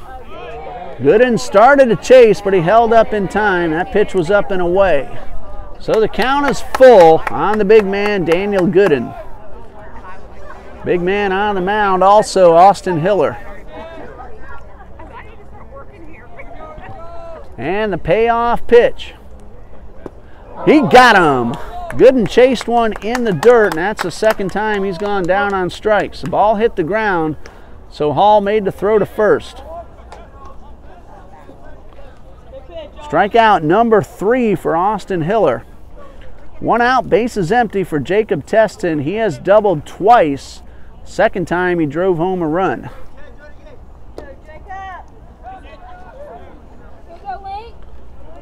In fact, he has a double to each side of the field. Here's the first pitch, and this one misses low.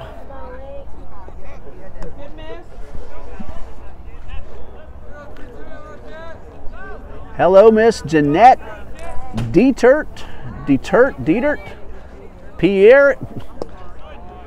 Peoria, Arizona. Again, my 3rd game of the day and 6th in 2 days. Getting a little tongue-tied. Cheering on the Lions from Peoria, Arizona. Jeanette, can't tell if that's Detert or Dietert, but we're glad to have you tuning in here on TBC Eagles. Here's a 2-0. And this one misses low for ball 3. Not sure if Miss Jeanette saw the 3-run homer from Philip Swindell. That started the scoring. Since then, the Lions have added 2 more. Here's a pitch, and ball 4 misses outside. So Teston aboard for the 3rd time tonight. Second walk issued by Hiller, and it brings up 3rd baseman Jake Nichols. He's 0 for 1. He walked his last time up.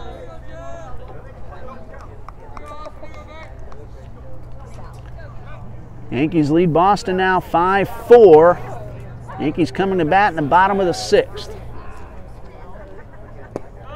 Breaking ball misses for ball 1.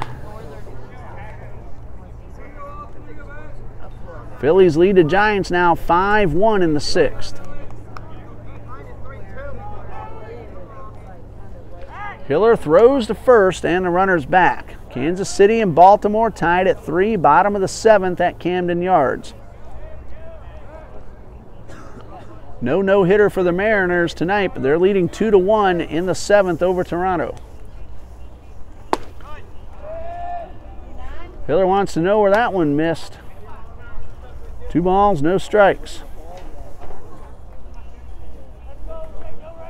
James Paxton of the Mariners shut out, no hit, Toronto last night.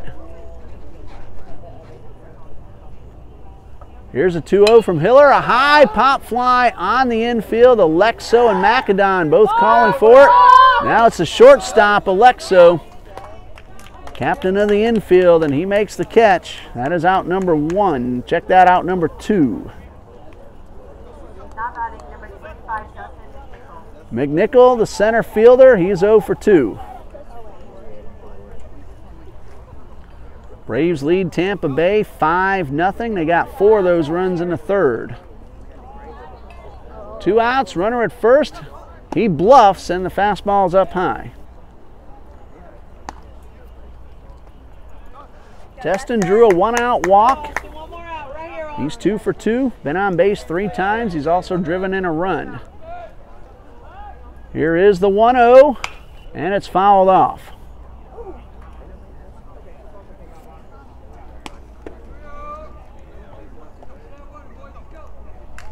So the count even at a ball and a strike.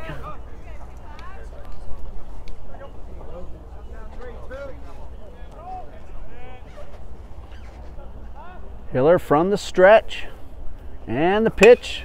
Breaking ball, grounded towards short. Alexo knocks it down, throws to first. It gets away, hits off the facing of the fence, and that allows a runner to advance to 3rd. Very close at first. Let's see how that one is scored. It's going to be an error regardless because Teston took 3rd base. That is an error all the way. Up to bat number 19, Steven Skaggs. Steven Skaggs at the plate. Go 1-9. 2 outs, runners at the corners.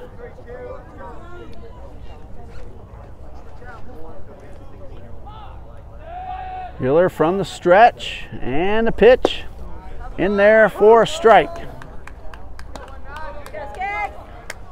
Well, even if runs don't score as a result of the error, it does force the pitcher to make more pitches. That could hurt him later on in the ball game. Here's the 0-1. Runners on the move. Pitch is inside. Hall looks to 3rd, and a stolen base for McNichol.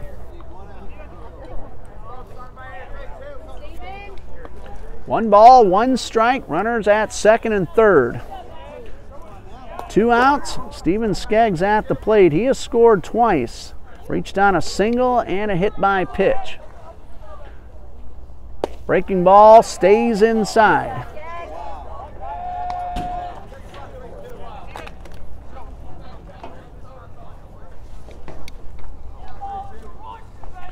So Hiller will wind up now with runners at 2nd and 3rd. Here's the 2-1.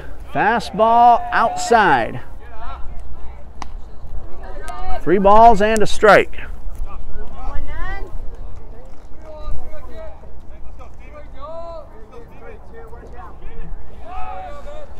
Here's a windup from Hiller and a 3-1 on the way. High pop fly to the shortstop. Alexo puts it away to end the inning. Well, the error did not lead to runs. There were 2 errors in the inning. 2 men left, and we go to the bottom of the 5th. It's 5-0. Emmanuel leads.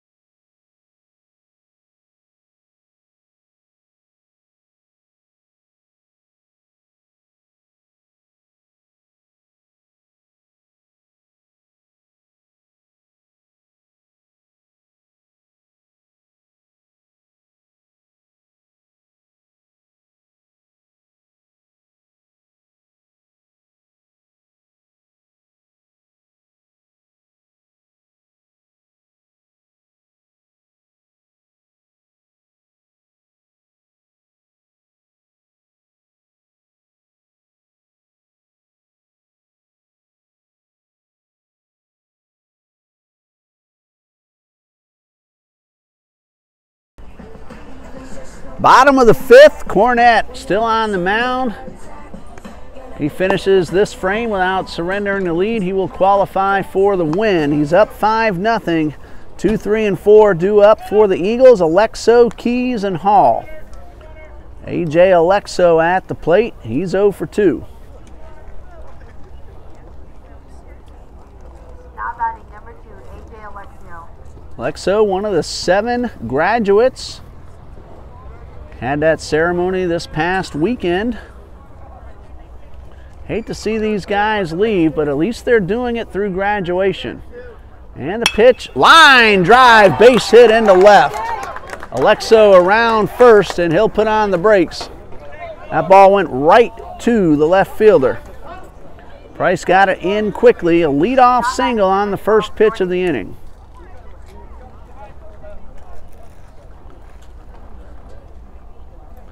Eagles have had their hits. That's number 7. They've also left 7 men stranded. Jordan Keys at the plate. He's 2 for 2. And the pitch is inside, almost hit him.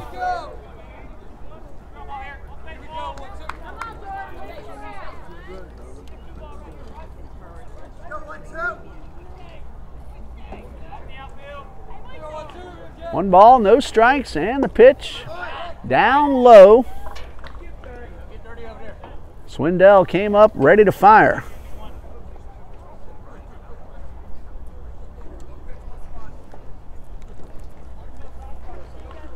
Jordan Keys checks the signs with Coach Copeland. He's ahead in the count. 2 balls, no strikes, looking for his 3rd hit. He's halfway to the cycle, a single and a double.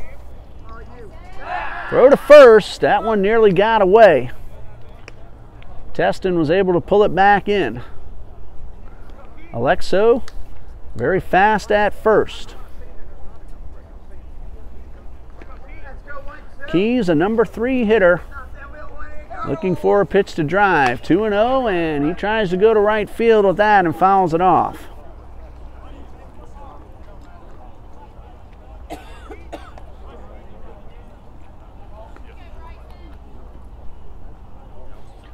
So 2 balls and a strike.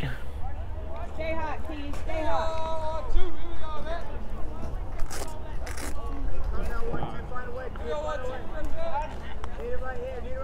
Long look in by Cornett, and the pitch. Chopper foul down the third base side. 2 balls, 2 strikes.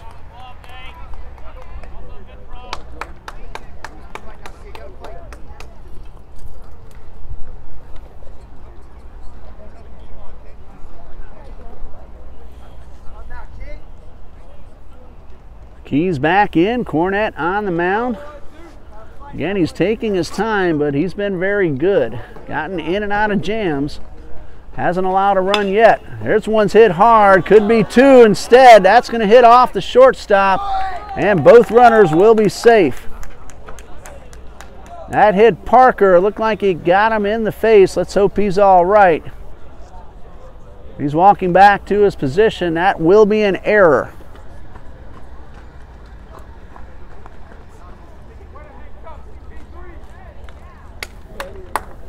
Ball hit hard right at him. Looked like a routine double play ball. It took a hop on him. And the Eagles have 2 men on with nobody out.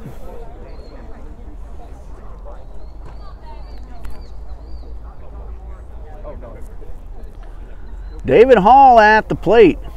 He had 3 RBIs against Toccoa Falls earlier today.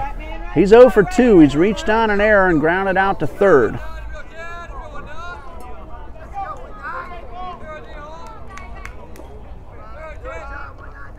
Here's a pitch. Hall bunts it down the first base side. Cornett will go to first. That is a good sacrifice bunt for David Hall, the cleanup hitter laying down the bunt. Now batting number 18, Nick Macedon. He did exactly what he needed to do and put 2 men in scoring position. Alexo advances to third. Hayes pulls up at second. 1 out for second baseman Nick Macedon. He's had a rough night so far. Out on strikes twice, once swinging, once looking. RBI opportunity. These could be big to get some momentum back to the Eagles side of the field. First pitch upstairs, ball 1. Cornett's been in this mess twice already tonight. Both times he has escaped without allowing a run to score.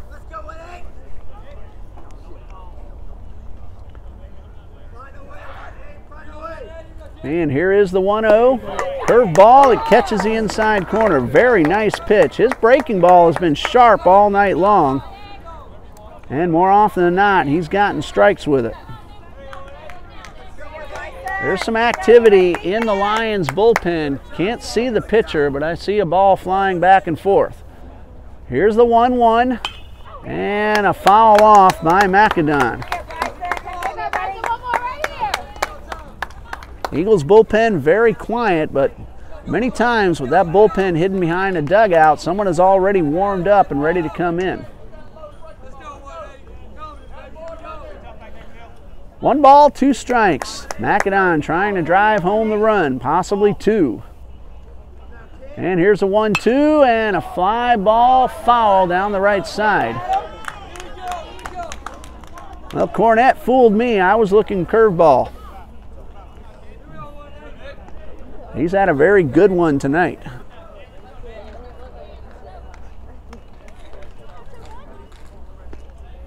Macadon with another 1-2 pitch coming his way. Alexo at third, Keys at second, 1 out. Cornett, you see him with the glove swipes. That means he wants to change the sign. And this one misses outside. Swindell out to the mound. 2 balls, 2 strikes. Opportunity for the Eagles to cut into this deficit. Ball game out west, Nationals and Padres scoreless in the bottom of the first. D-backs and Dodgers yet to begin.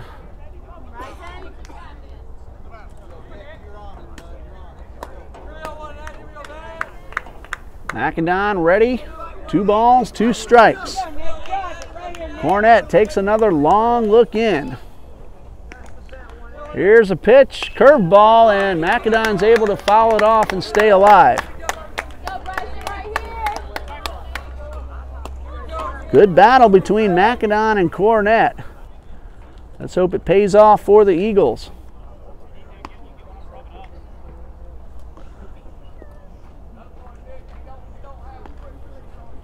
Now, slight delay as we get some new balls out onto the field. It's like a brand spanking new ball being rubbed up with some dirt. That allows the pitcher to get a better grip. RBI chance for Nick Macadon. He's battled, fouled off a few 2-strike pitches. Let's see what Cornett pulls out of his bag this time with the count of 2-2. He's gone fastball and curve. Macadon has spoiled them both. And from the stretch, here's the pitch. Fastball, line drive, foul. That would have scored 2.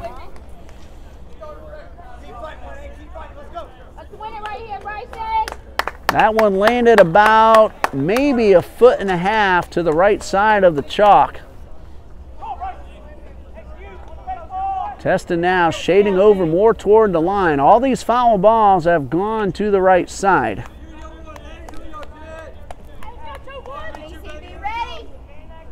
Teston well back, all 4 infielders back, and now third baseman comes in. Here's a 2-2. Curveball, got him. Ball hit the ground and the tag is applied.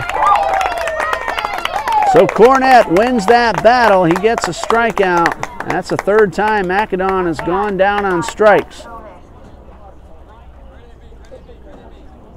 5th overall on the night for Cornett.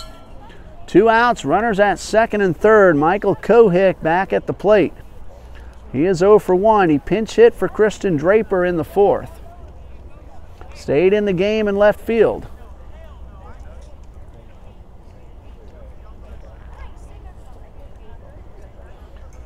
Meeting on the mound, Cornett, in order to qualify for the win, must get out of this inning. He must finish it to go 5 in a 9-inning ball game. He's 1 out away from doing just that. Eagles had second and third with 1 out. Now there are 2. Kohick trying to drive in 1, maybe 2. A lot of room down the left field line. If he can get it past the third baseman, 2 runs will score. With 2 outs, both runners going at the crack of the bat, swing and a miss at a good fastball. Kohick pulled off that one, and he's down, no balls and a strike.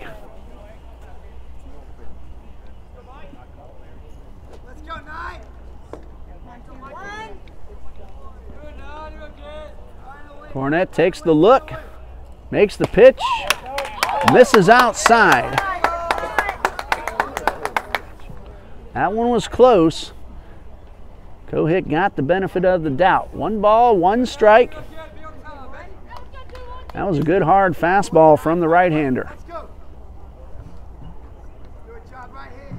And the pitch, high pop fly. That should end the inning. Right fielder Skeggs is there to retire the side. So for the 3rd time, the Eagles leave at least 2 runners on base.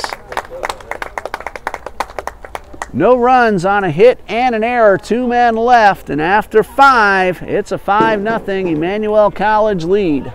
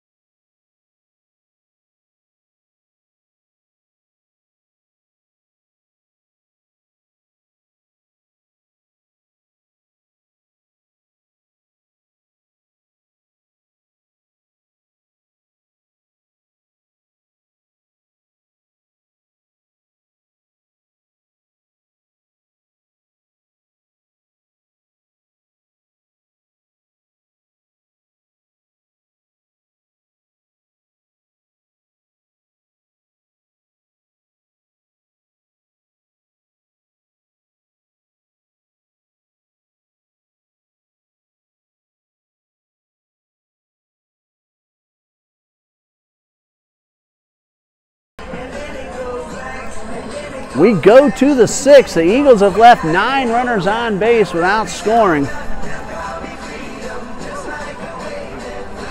One time the base is loaded, twice 2 men on.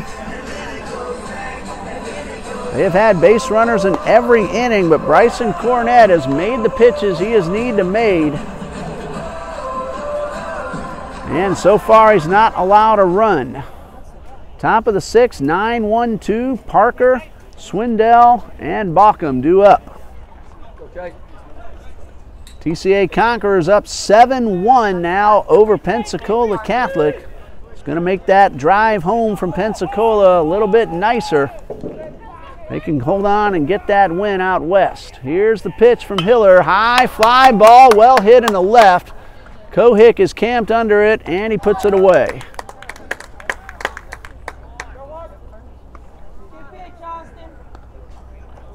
One pitch, 1 out, top of the order, Philip Swindell.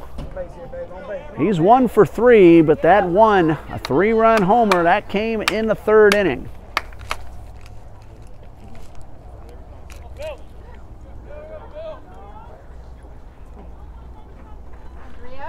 Base is empty, 1 out. Austin Hiller in his 3rd inning of work. And the pitch, good changeup that drops in for a strike. Hiller throws hard. He took a lot off that one, and he got the count in his favor. No balls and a strike. High pop foul out of play.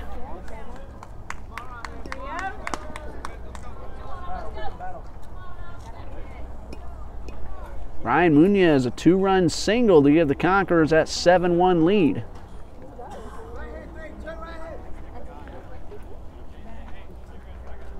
Hiller looking in, now delivers the 0-2, and it's fouled back. A good cut by Swindell.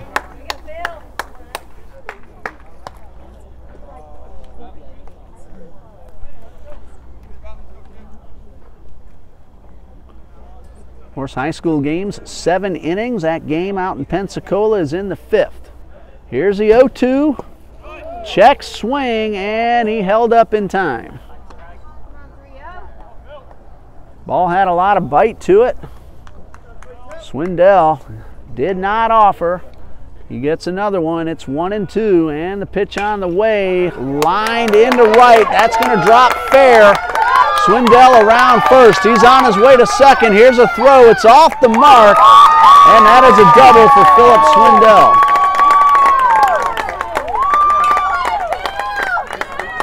Kelvin George, with all the speed that he has, couldn't get there in time.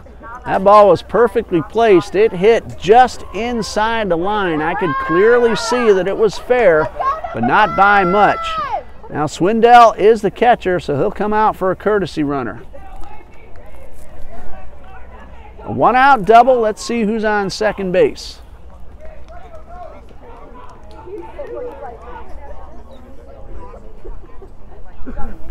No indication as of yet.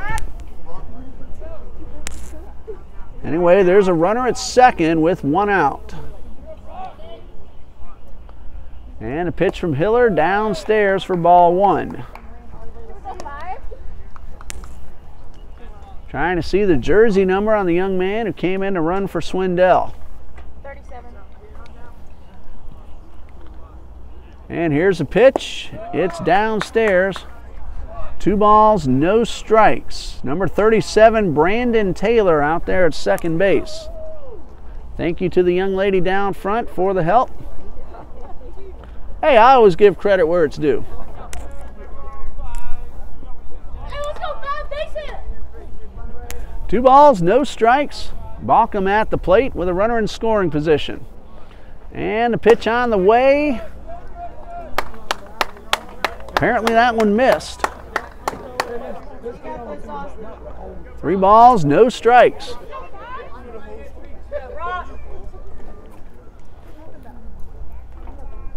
Hiller with the pitch, and this one well outside the zone, and Balcom is aboard via the walk. That's the second time he has drawn a walk, and a third issued by Austin Hiller. Timeout. Coach Copeland heading out to the mound. Looks like he's going to make a change as he's calling for relief to come in from the dugout. We'll pause here, let you know about the new pitcher when we resume. 2 men on, 1 out. Hannon Price ready to take his swings. We'll be back in a minute.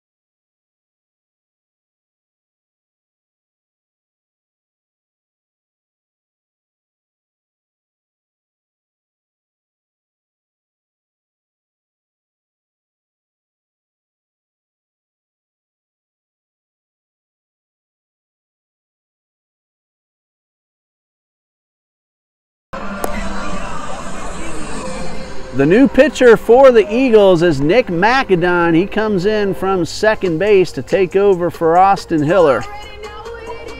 McAdon making his first appearance of the tournament. He's 0-3 on the season. He's pitched 20 2/3 innings, an ERA over 11. Couple of rough outings, but he's also had some really good times on the mound as well. We'll see who the new second baseman is. Looks like Matt Carter will move over from first. He'll take second base. And if I'm seeing that correctly, David Cavedo, who was the DH, is now playing first. So Coach Copeland burns a DH, but no change in the batting order. All these changes happening in the top of the sixth. So Nick McAdon inherits 2 men on with 1 out.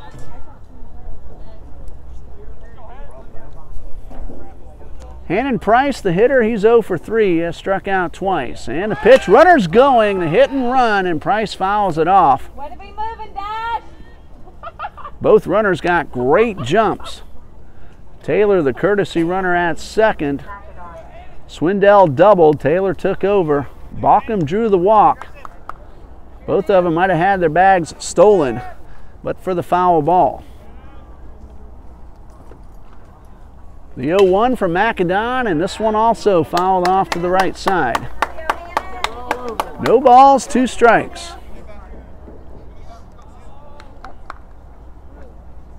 Ready.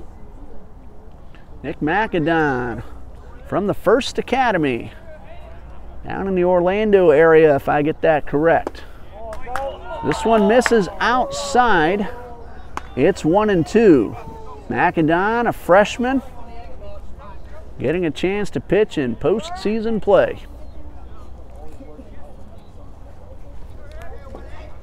One ball, 2 strikes, and the pitch on the way in the dirt, blocked by Hall, but he can't find it, and both runners are going to advance.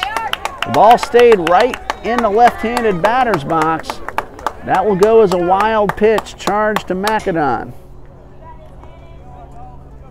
2 men now in scoring position for Price, and a count of 2 balls, 2 strikes. And the pitch misses up and away. And Bauckham, with nobody covering because the infield is in on the grass, he was about halfway to third by the time that ball reached the plate. 3 balls, 2 strikes. Bauckham going to do it again out there at second, and a pitch, ball 4, loads up the bases.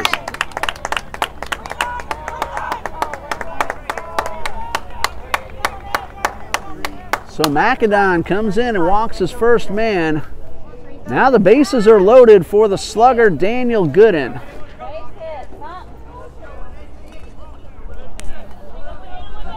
The old cliche, ducks on the pond. Here's the pitch, and it's fouled off. Gooden had a great rip. Gooden trying to add to the 5-run lead. We'll see if Cornett stays in the game when he comes out in the Eagles bat in the bottom half. This high pop-up, infield fly if it stays fair. Alexo right on the line. It was a foul ball, but he made the catch.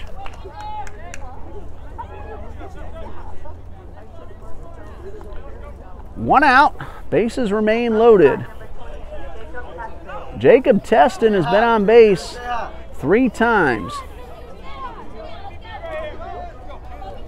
2 doubles, an RBI, and a walk.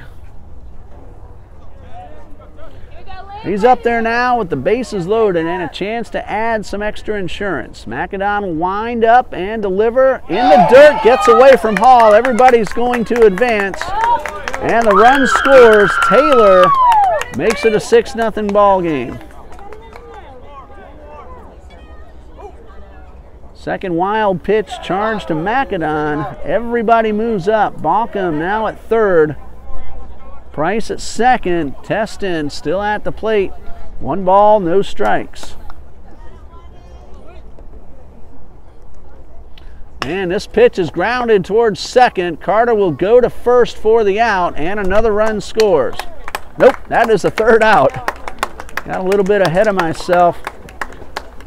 I marked down a 1 on the pop-up from Gooden. That was out number 2. So 4-3 on the play. That retires a side. The Lions get a run, leave 2 men. We go to the bottom of the 6th. It's 6-0 Lions.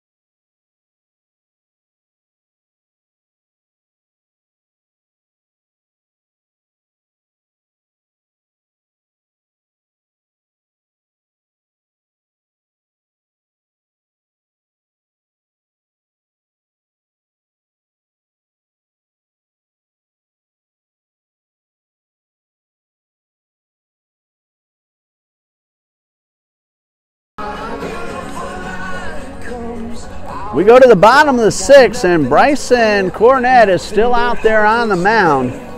He's gotten into and out of trouble several times tonight. So far, he has not allowed a runner to cross home plate. David Cavedo, the DH turned first baseman, will lead off. 7, 8, 9 due up for the Eagles. Cavedo, Carter, and George. Emmanuel got 4 in the 3rd, 1 in the 4th, 1 in the 6th. Lions lead at 6-0. Cavedo 0 for 2. Eagles have out-hit the Lions, actually, 7-5. And the pitch inside on the fastball. The bulk of those hits for the Lions came in that 4-run 3rd.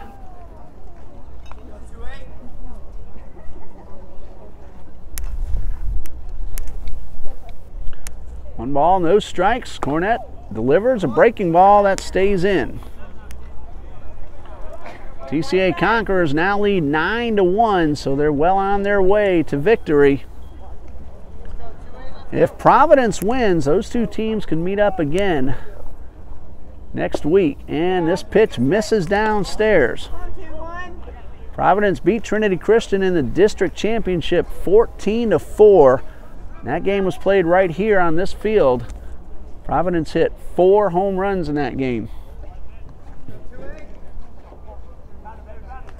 3 balls, no strikes, and the pitch is in there for strike 1. Good take by Cavedo, taking all the way.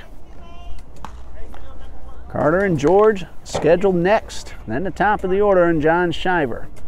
The 3-1, high fly ball. Right behind the infield, 2 men giving chase. It'll be the left fielder making the catch. That's Price. Called off the shortstop, and there's 1 out. Up to bat, number 5, Matthew Carter. Matt Carter is 2 for 2, a couple of singles, 1 to each side of the field. The Conquerors pulled off a double steal. That made it 8-1. It's now 9-1.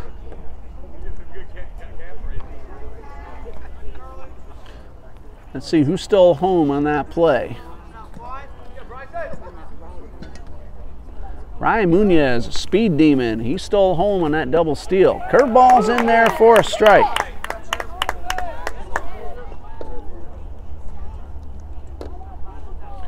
Matt Carter, 2 for 2.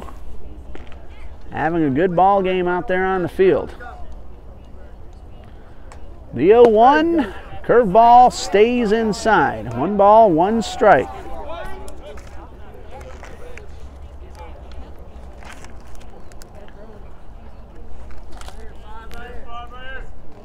Here comes a 1-1 from Cornett. Swing and a miss. He's ahead in the count of the hitter now, 1-2.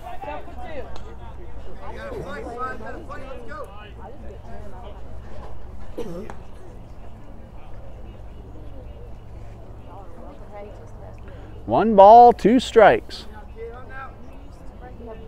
And the pitch misses low and away. Count even at 2-2. Carter, 3 homers on the season. All 3 of those came in a single doubleheader against Southern Wesleyan. 2 in one game, 1 in the second game. Here's a 2-2, swing and a miss, he got him. Carter pulled off that one, and that is out number 2. Strikeout number 6 for Bryson Cornett. 2 outs, bases empty for right fielder Kelvin George. He's 1 for 2.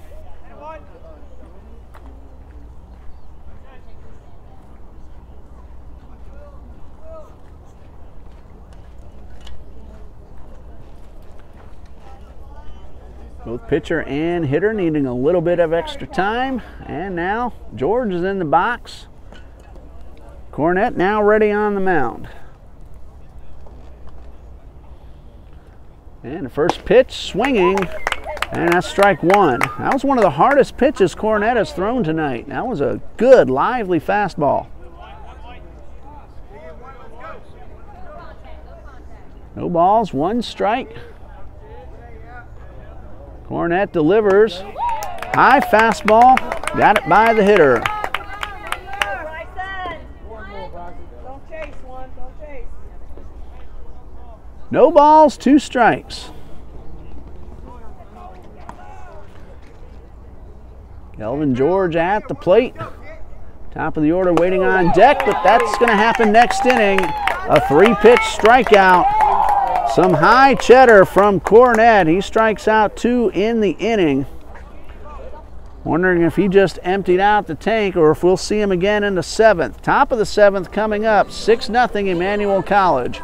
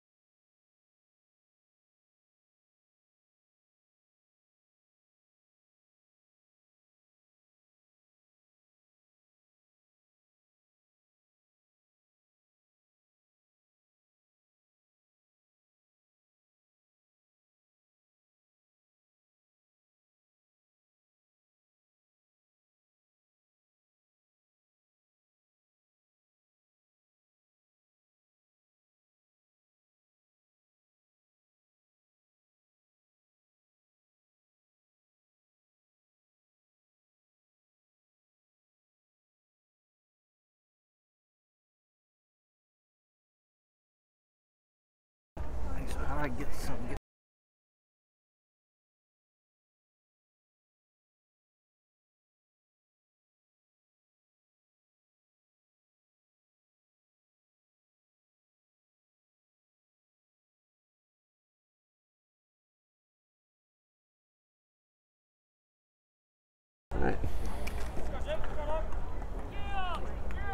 TBC Eagles on YouTube. Still have some more action left after tonight. The winner moves on, plays at 12 o'clock tomorrow against Bruton Parker College. Nick McAdon on the mound for Trinity, and his first pitch of the inning is low for ball 1. Jake Nichols, Dustin McNichol, and Steven Skeggs at the plate start things off in the 7th. Here's a pitch, and this one's outside for ball 2. Tonight's winner will have to win twice tomorrow and then again on Friday to go to the NCCAA World Series. Here's a chopper that's cut off by Keys. Throw to first, right on target, and that's out number 1. Nice play by the senior Jordan Keys.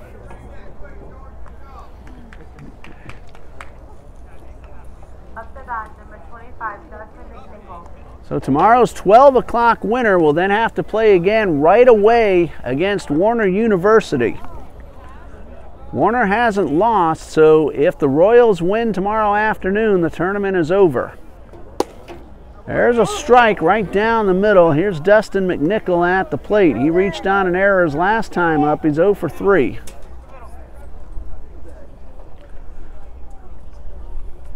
McIndon with the pitch, and it's fouled off. Of course, if Emmanuel holds on to this lead, it will get a chance at a rematch against Bruton Parker, who won 12-8 last night. Here's the 0-2 in the dirt. 1 ball, 2 strikes. Red Sox now lead the Yankees 6-5 as they go to the 8th. Here's a 1-2, and a breaking ball misses outside. He tried to get the hitter to chase, but McNichol would not bite. 2 balls, 2 strikes. And this one well out of the zone.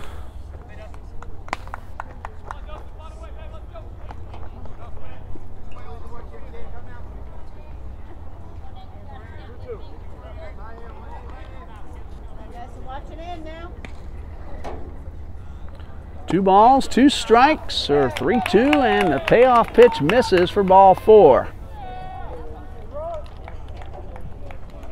Second walk by McIndon. The leadoff man got out, and then McNichol drew the walk. So Steven Skeggs is up with a runner at first and 1 out. He scored twice, popped up his last time up.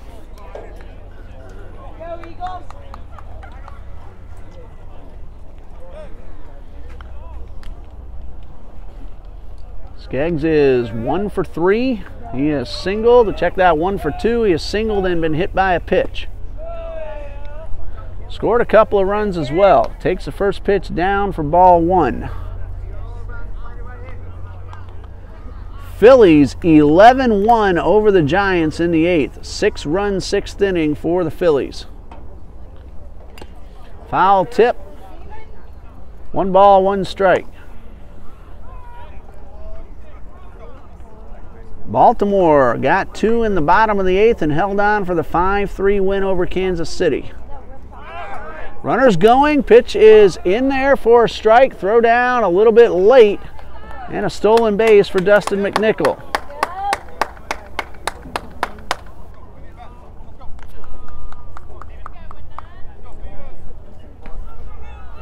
One ball, 2 strikes. Runner at second, 1 out.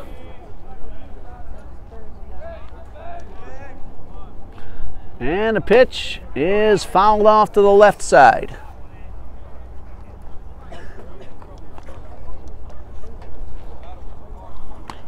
Coming up on 10 o'clock in the Eastern Time Zone, this game started a little more than half an hour late, scheduled at 7.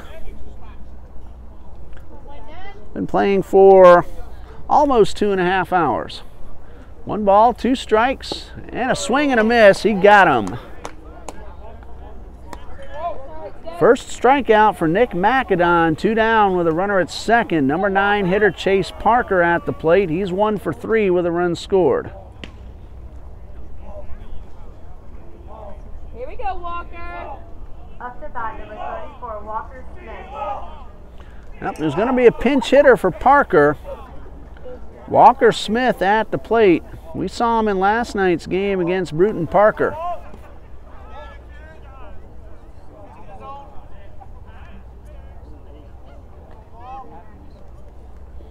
Here's a high fly ball into left field, but Kohick is able to charge in and make the catch. That is out number 3. A walk, a stolen base, and a man left. And we go to the bottom of the 7th, 6-0 Lions.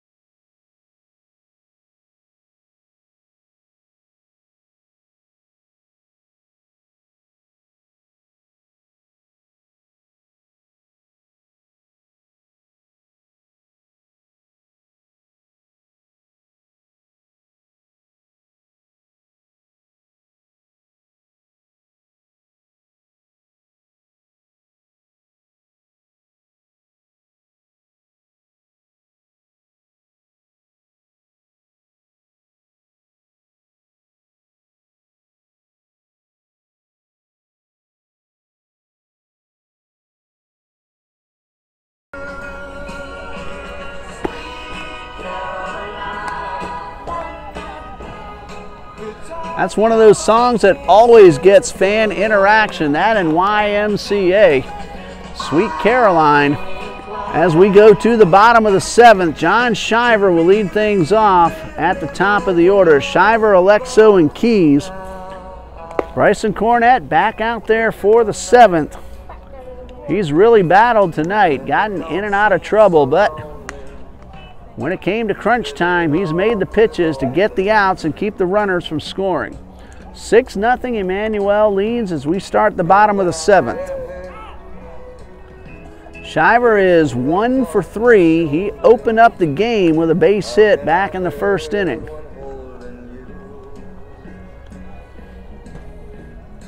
Eagles have stranded 9 total. Left the bases loaded in the 1st. 2 men on in a couple of different innings. They have had base runners in all but 1 inning. That was the 6th. When Cornett got him out 1-2-3. John Shiver at the plate. Called out on strikes his last time up. Trying to start a late rally for the Eagles. They trail by 6. And the first pitch is on the outside corner.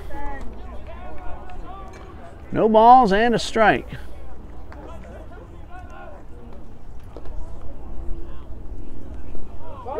And here come the sprinklers, and seems like lately Trinity viewers and fans know about it. Late at nights, there seems to be something going wrong quite often. Well, that's nothing like what happened here a couple of weeks ago when Edward Waters College was on this field. As we got to the bottom of the 9th, the lights went out. They were on a timer, and as soon as the clock struck 10, it got completely dark out here. Fortunately, nobody was throwing the ball, and the ball was not in flight. But now, we're going to have a delay as there's water all over the outfield.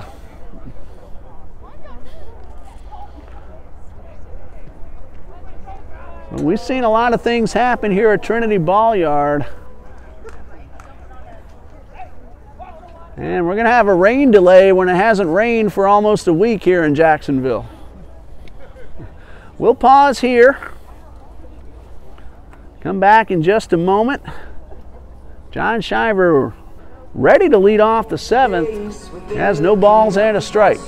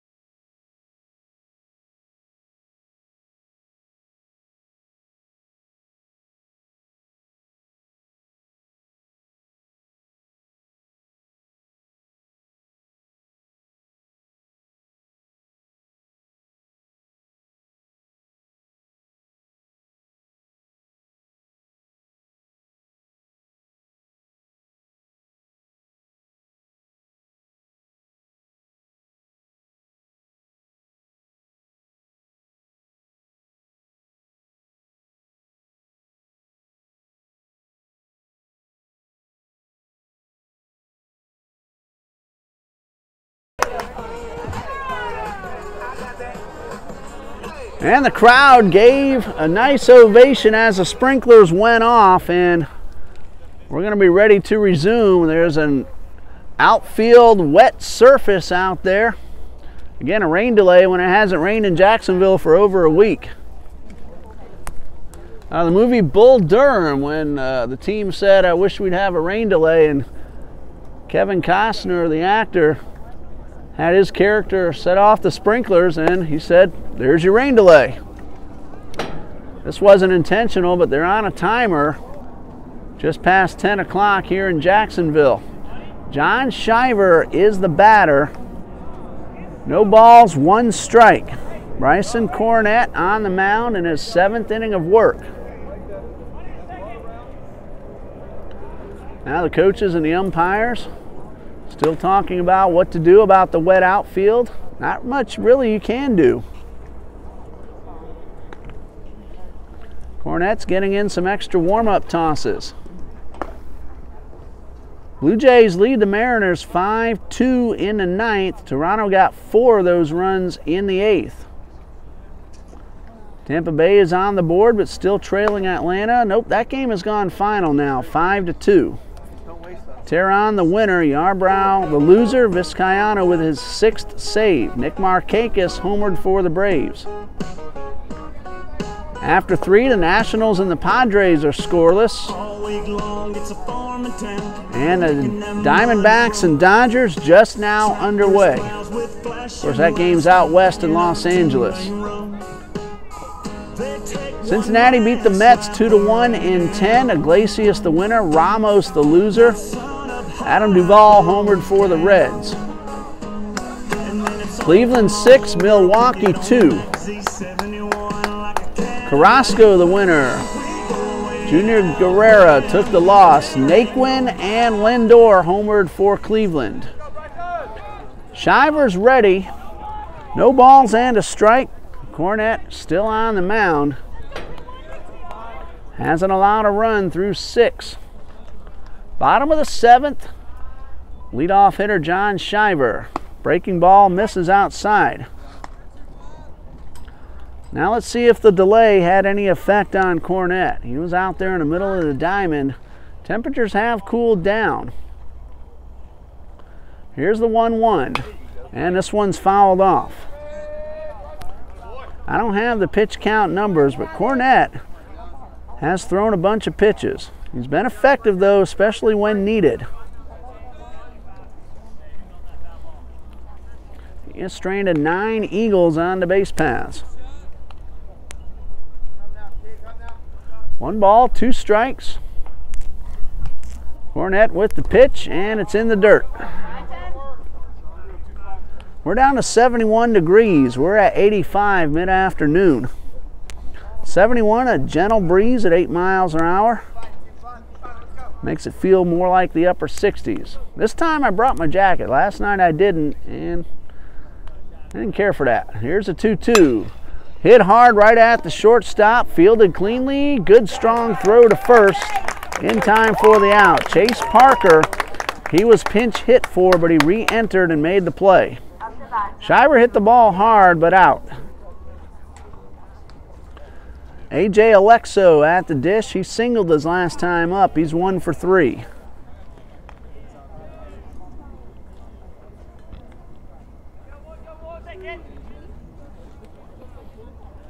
Cornett winds and delivers, and this one bounces for ball 1. Rangers got a walk-off homer from Nomar Mazara. They beat the Tigers 5-4-10. Alexo chops it towards short. Parker scoops. A great play to throw off the bag, but the tag applied for the out.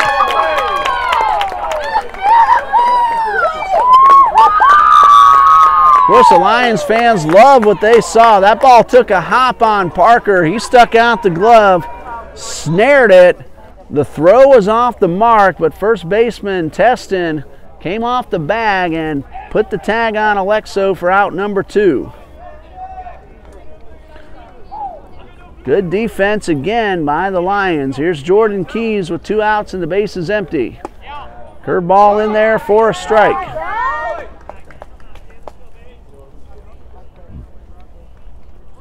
No balls, 1 strike. Keys is 2 out of 3. Been on base 3 times, reached on an error his last time up. And a good curveball from Cornett. So no ill effects, at least that we can tell, on Cornett after that delay.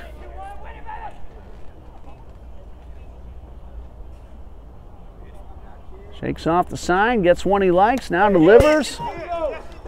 And Keys went around, the ball hit off the glove, so the throw down to first. And that'll retire the side. The strikeout, 2-3 on the putout. I couldn't tell if that hit the catcher's mitt or the bat. That is strike 3, and the side is retired. We go to the 8th. Lions lead it 6-0.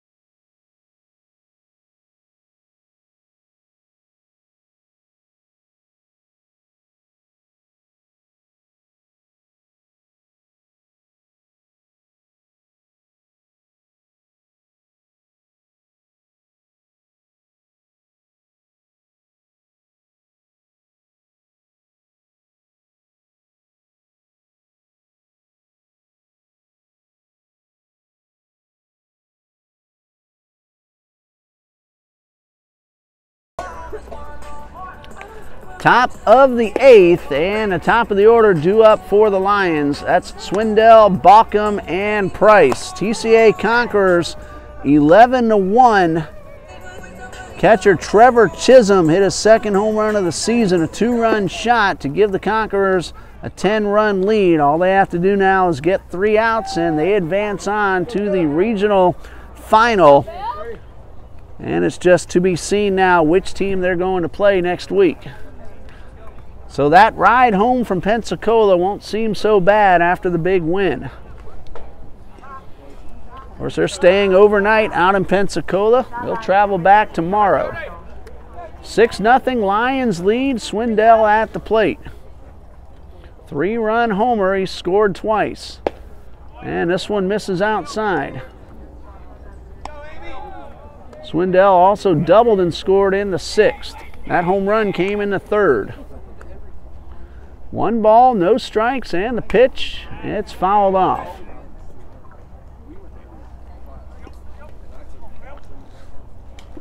There are some Lions in the bullpen, but they're just peeking over the fence, getting a look at the game. No balls going back and forth.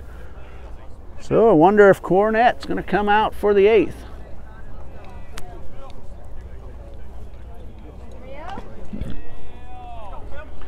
One ball, 1 strike. Nick McAdon with the pitch, and a line drive into left field. That's a base hit. Kohik gets it back in to keep the runner at first. And a leadoff single for Swindell. He needs only a triple now for the cycle.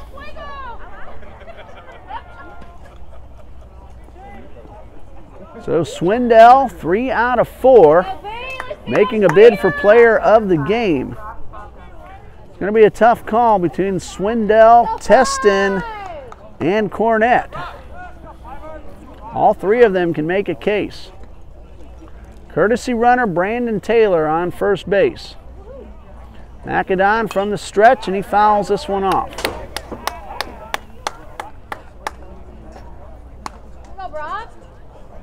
Brock Baucom at the plate. No balls and a strike. Baucom is 1 for 2. He's also walked twice and scored. Here's the 0-1 from Macedon, and this one fouled off. So no balls, 2 strikes. Let's go, 5. Here we go.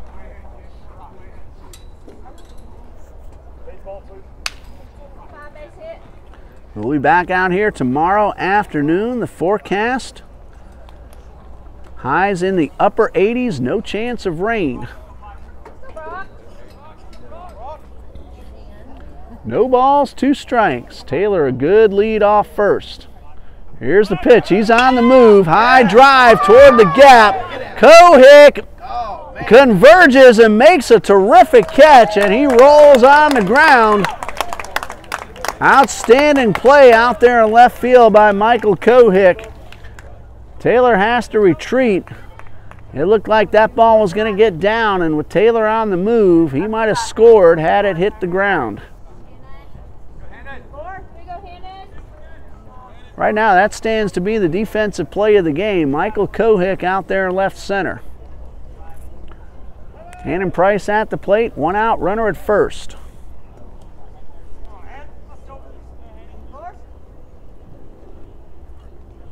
Pitch from Macedon is fouled back. A good rip by Price.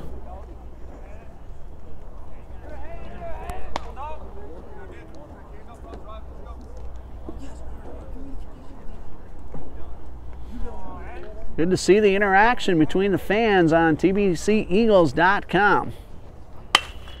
Or check that TBC Eagles on YouTube. And the ground ball to second, and the relay throw to first.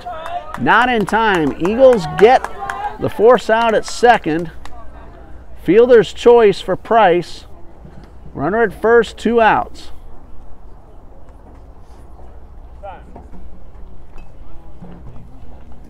Daniel Gooden due up. But it looks like we're going to have a new batter. Up to bat, number 26, Josh Viveros. Josh Viveros stepping up. He will bat for Gooden. First time we have seen Viveros.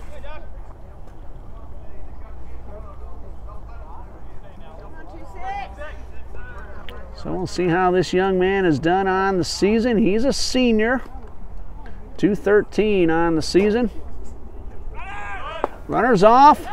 Throw down to second. Good throw, but not in time. Stolen base for Hannon Price. Runner at second now, 2 outs.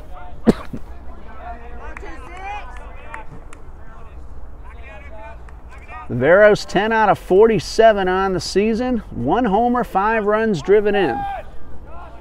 First time we've seen him here in the tournament, and a pitch swung on and missed.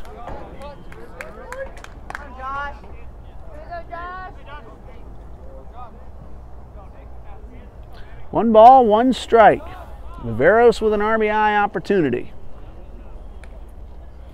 And the pitch is fouled off.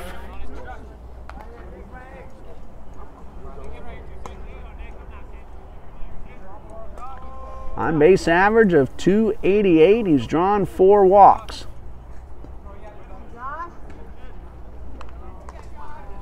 The 1-2 coming from Macedon, and on the way in the dirt, blocked by Hall. He came up ready to fire. So the count now, 2 balls, 2 strikes.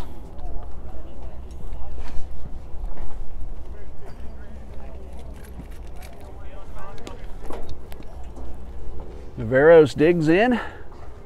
Macedon from the stretch. Here's a 2-2. Missed a little bit low. Ball 3. 3-2, 2 outs. Runner at second. Top of the 8th. Middle third of the batting order due up for the Eagles in the bottom half. And the payoff pitch. Misses low. Ball 4. Viveros draws the walk. Third one issued by Macedon. 2 outs, 2 men on. Testing the scheduled hitter.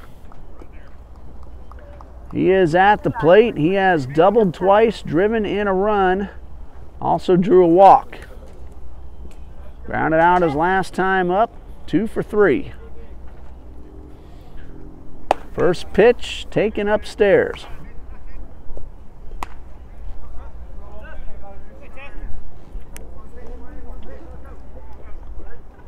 1 ball, no strikes.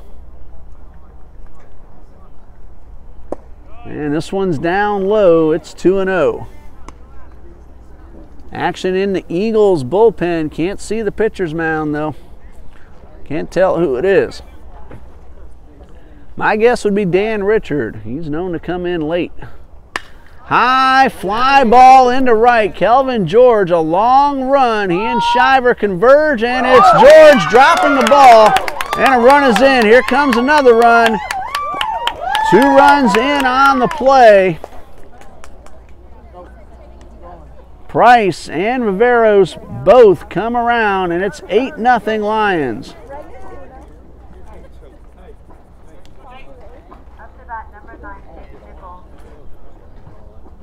That'll be an error on George. 2 runs score. Both unearned, and here's third baseman Jake Nichols.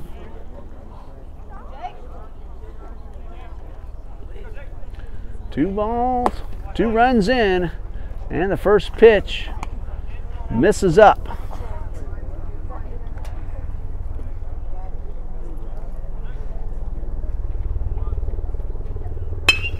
Hot shot at Alexo. He knocks it down. Throw to first. Cavedo off the bag.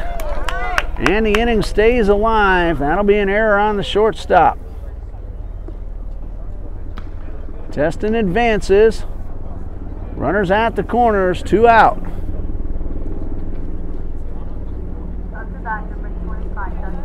Dustin McNichol at the plate. And now coach pulls out the lineup card, and we're going to have a pinch runner at first base.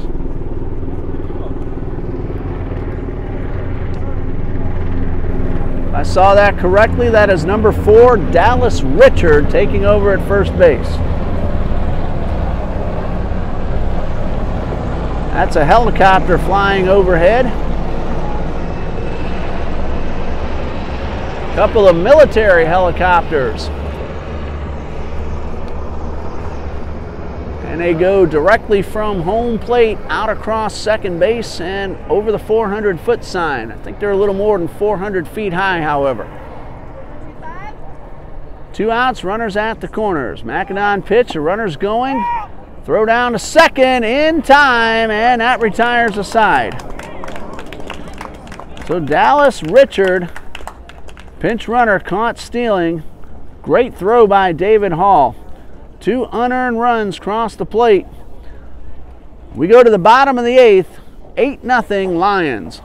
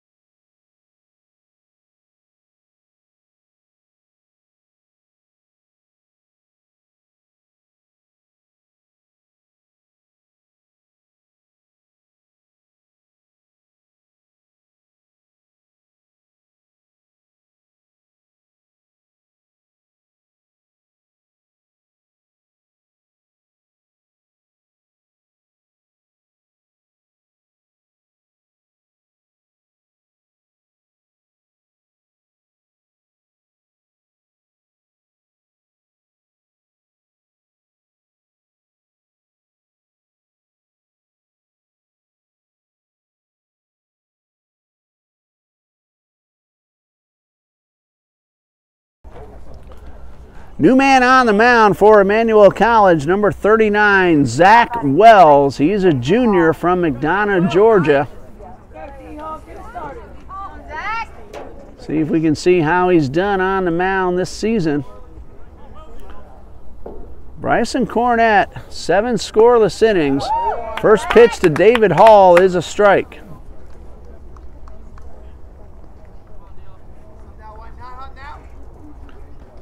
Wells an 8.22 ERA and 30 2/3 innings. This one misses wide of the zone. 1 ball, 1 strike.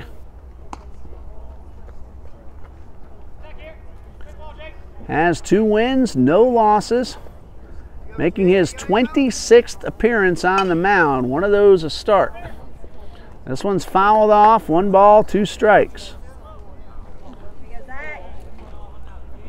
Bryson Cornett, 7 scoreless innings. Barring anything else, I'm going to call him the player of the game. The way he battled and got out of jams all night long. He toughed it out. Left a lot of Eagles runners stranded on base. This pitch misses low. 2 balls, 2 strikes. Tough call, but I'm giving it to Cornett. Player of the game. Here's a 2-2. Chopper up the middle. And backhanded, but no throw.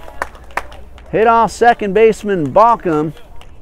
Shortstop Parker thought about making the throw, but that's an infield hit for David Hall.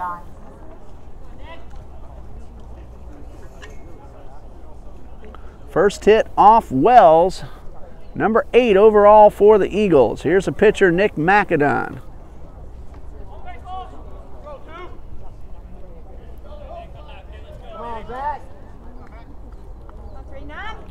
Macadon has a runner at first. It's like a courtesy runner for the catcher, and this one's fouled off.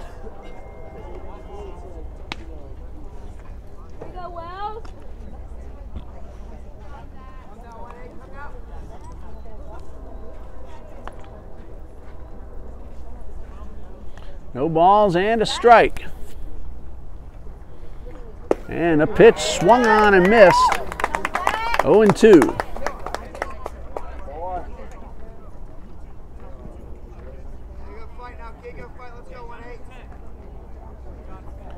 No balls, 2 strikes on Macadon.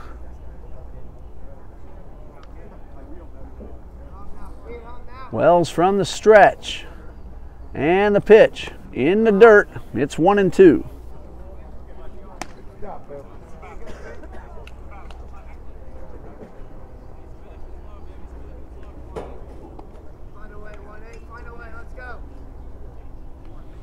Here is the 1-2 on the way from Wells. Bouncer towards short. Get the force at second, throw to first, gets away. Macadon had it beaten anyway. Force out recorded at second, 1 away. Fielder's choice puts Macadon aboard, and Michael Kohick at the plate. He's 0 for 2.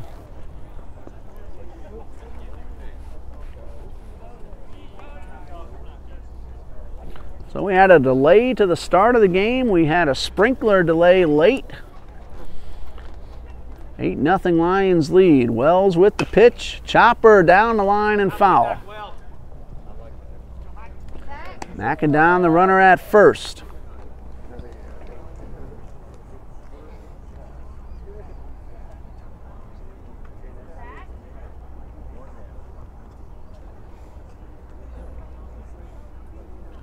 No balls and a strike. Swing and a miss. It's 0-2. 0-2, babe. Come on now. One more right here, Wells.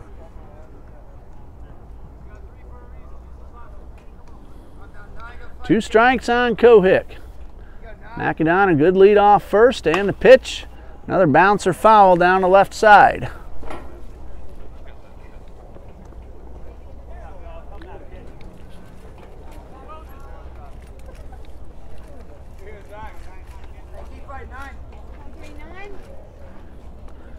No balls, 2 strikes. Macadon a big lead, swing and a miss, ball in the dirt. There's a runner on first, so Kohick is out. That is out number 2, first strikeout for Zach Wells. Dan Richard at the plate. He's batting for David Cavedo. Richard, one of the 7 seniors, now graduates of Trinity Baptist College. Saturday morning, seniors got their diplomas. Graduation ceremony. Richard at the plate for the first time tonight. Runner at first, 2 outs, and the pitch. Taken low and away for ball 1.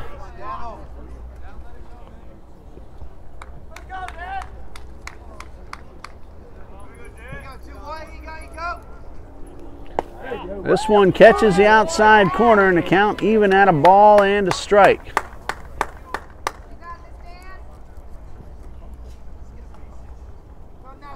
1-1 to count on Richard. 263 on the season, and the pitch, it's fouled off.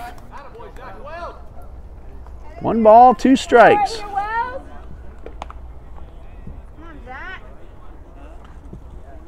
Dan has driven in 6, no homers.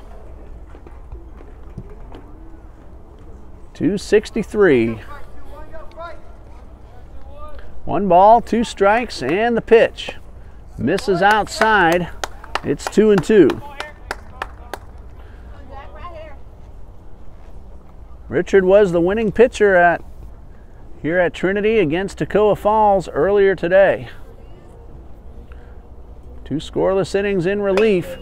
Here's a chopper towards short. Going to be a close play. It takes a hop over the glove and into left field. McAdon will head on into third, and Dan Richard, we're going to call that a base hit. That took a hop like no one could believe.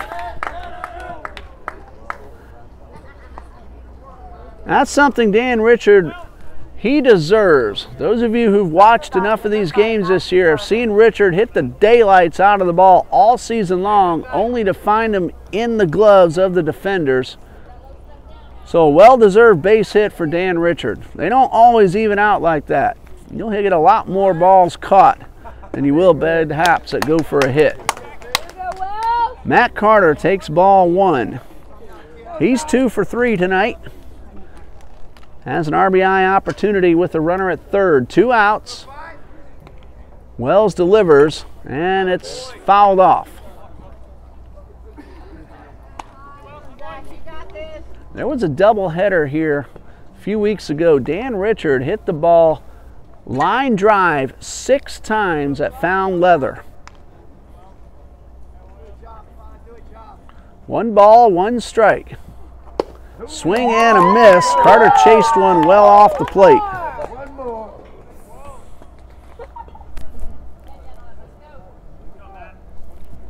One and 2.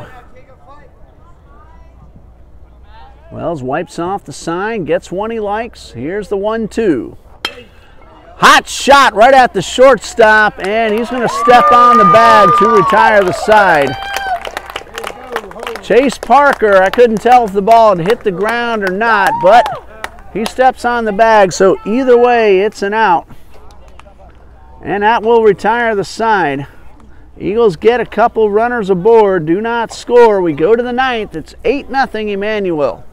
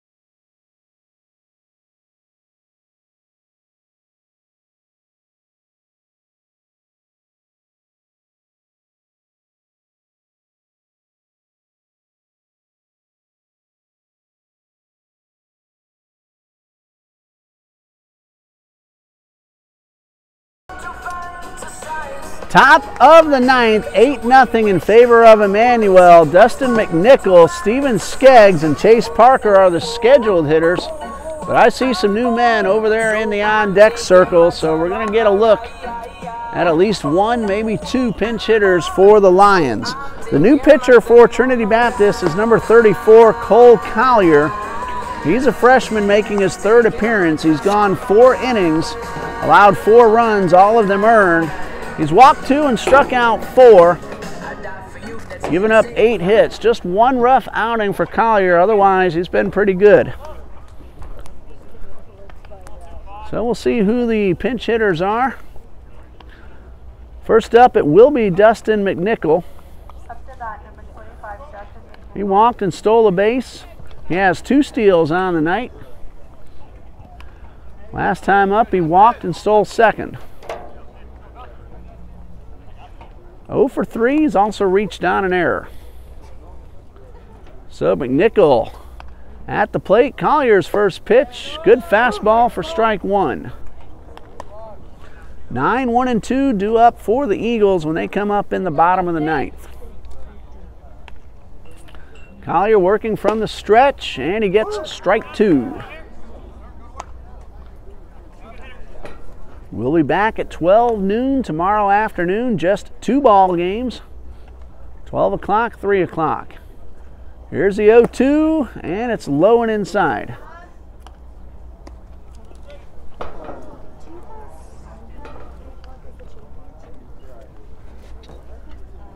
One ball, 2 strikes, and the pitch is lifted into right field. George got a late break, and that drops in for a hit. Out of his reach anyway.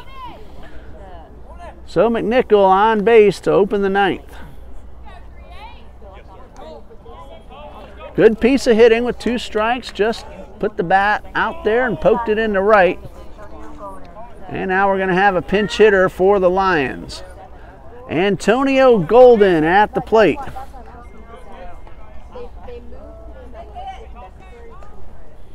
Collier with a runner at first, and the pitch, it's low.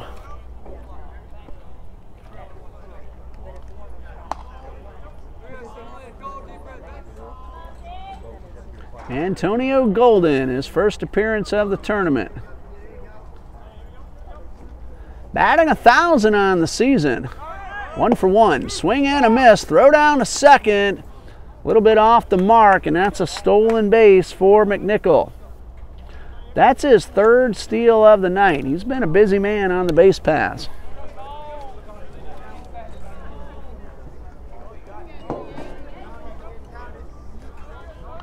Here we go, Tom. Antonio Golden at the plate, runner in scoring position, and the pitch, swing and a miss. All right, Tom. You got it.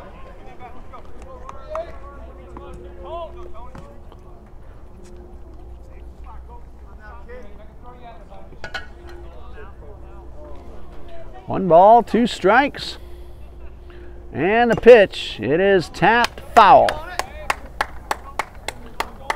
Golden stays alive. You got it.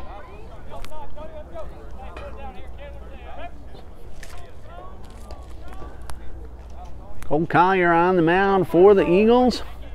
Pinch hitter Antonio Golden at the plate for the Lions.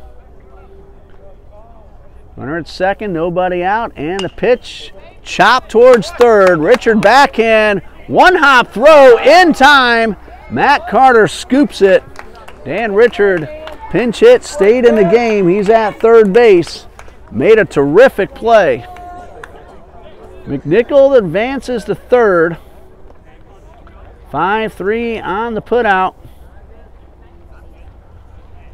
Golden hustling, made it a close play, but Richard, 1-hop throw, ended up right on the money. Chase Parker at the plate. He was pinch hit for his last time he was scheduled, but re-entered. Here he is with a runner at third and 1 out. 1 ball, no strikes. Parker has reached on an error, scored a run, struck out and flying out to left.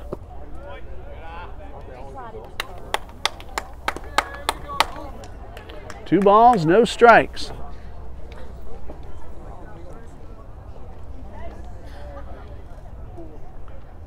Collier from the stretch and the pitch. Strike one. Here you go, Chase. Richard at third, Alexo at second. Short rather, Jordan Keys at second. Matt Carter has moved back to first. So it looks like Richard took over for Cavedo. He pinch hit for him just a little while ago. 3 balls and a strike. One out, runner at third. Collier delivers, and it's ball 4.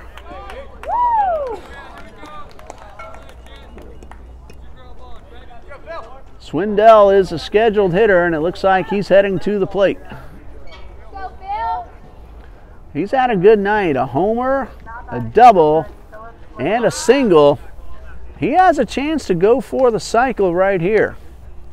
Wonder if he gets one in the gap, if he's going to try to get that triple. First and third, one out. Collier throws to first, it gets away, and a run will score. McNichol crosses, it's 9-0. Parker advances to second. That's an error on the pitcher, Collier.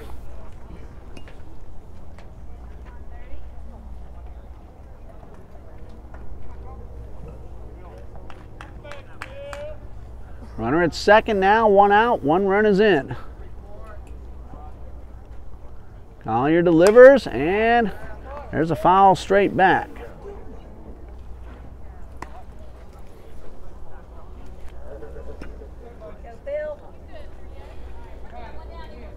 Top of the 9th, 1 out.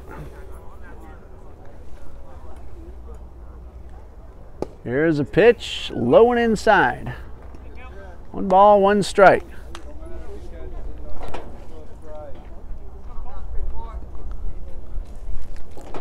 And the 1-1 on the way. Collier from the stretch.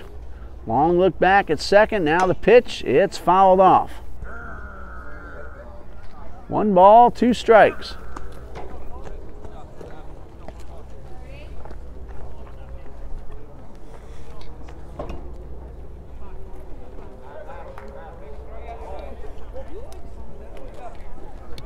One and 2. Collier's ready. Swindell digging in.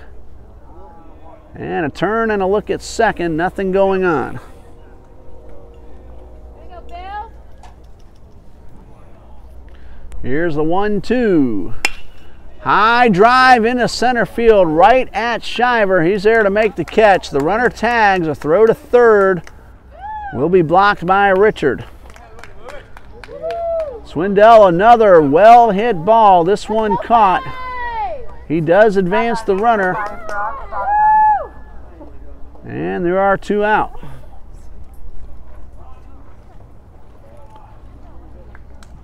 Brock Bonkin at the plate.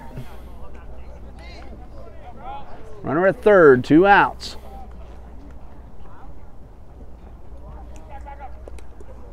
Ball gets away from Hall, and a run will score. Yeah. Woo!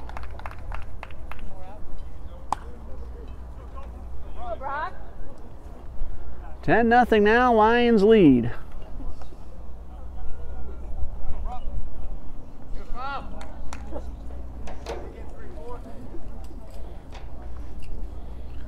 And a pitch on the way. Hot shot into right field. A base hit for Brockham.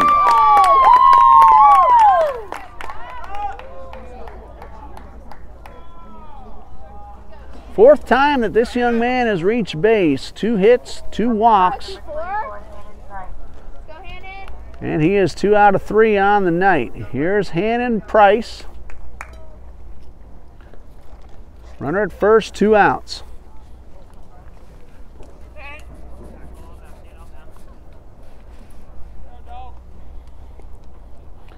Collier turns and throws to first.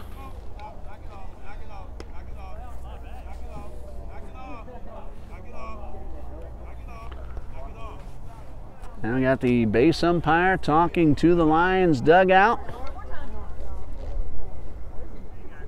Everybody's ready. Collier delivers. Swing and a miss. Do something. He's out. That's bad. What are you going to do about it? Doing nothing. You're leaving it up to them to do something if you don't. And I would. something going on out there on the field. Fans from both sides I would take it in my own hands. talking to the umpire. No balls, 1 strike. And a pitch from Collier on the outside corner for strike 2.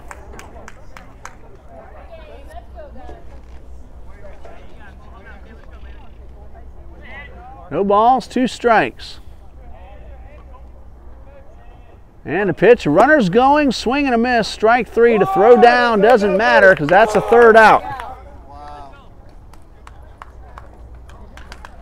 2 runs score, and we go to the bottom of the 9th. 10-0, Emmanuel leads.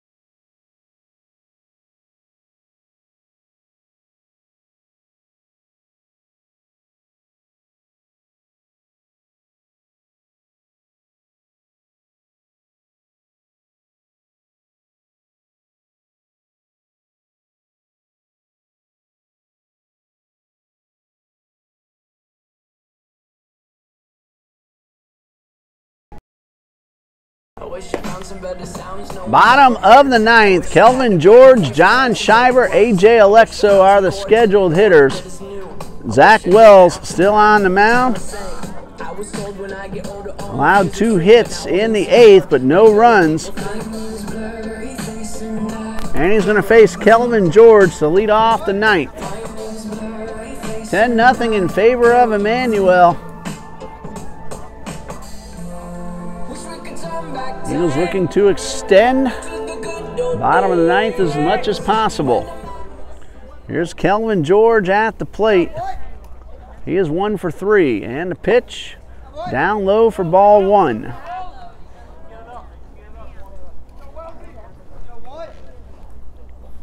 Getting close to 11 o'clock in Jacksonville, the Eastern Time Zone, and this pitch misses inside. We'll be back out here at noon tomorrow. First pitch scheduled at 12 o'clock. George shows bunt, pulls it back, takes a strike.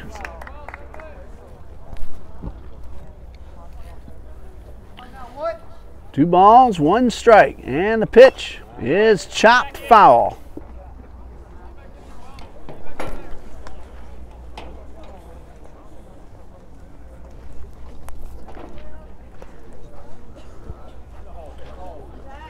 Kelvin George looking to get on base. Leading off the bottom of the 9th. The 2-2 is a bouncing ball towards third, and it turns foul.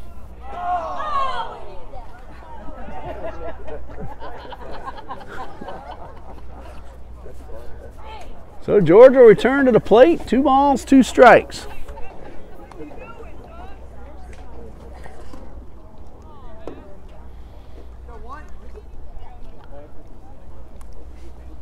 Kelvin George looking to start a rally here in the 9th. Good speed. And here comes a 2-2. Swing and a miss, 1 away. That is the 2nd strikeout for Zach Wells. Here's John Shiver at the plate. 1 out of 4. That 1 hit led off the ball game.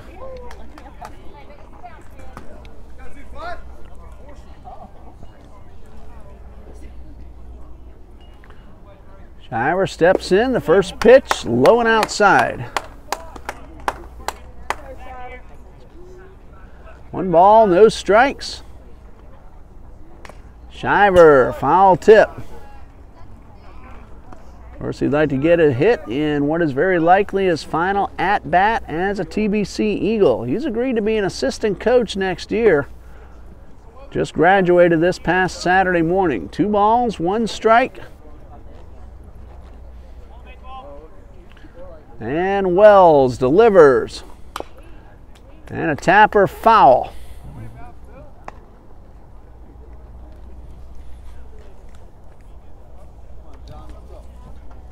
So the 2-2 pitch coming to Shiver. And here it comes, and it misses up and in. Ball 3. Full count on Shiver. And a payoff pitch, swung on and missed. He struck him out. Number 3 for Wells. Eagles down to their final out. A.J. Alexo at the plate. He is 1 out of 3.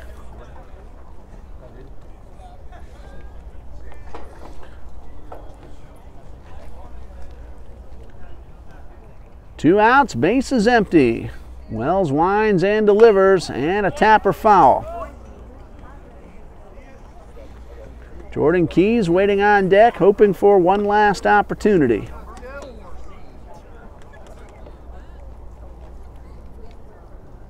Here comes the 0-1.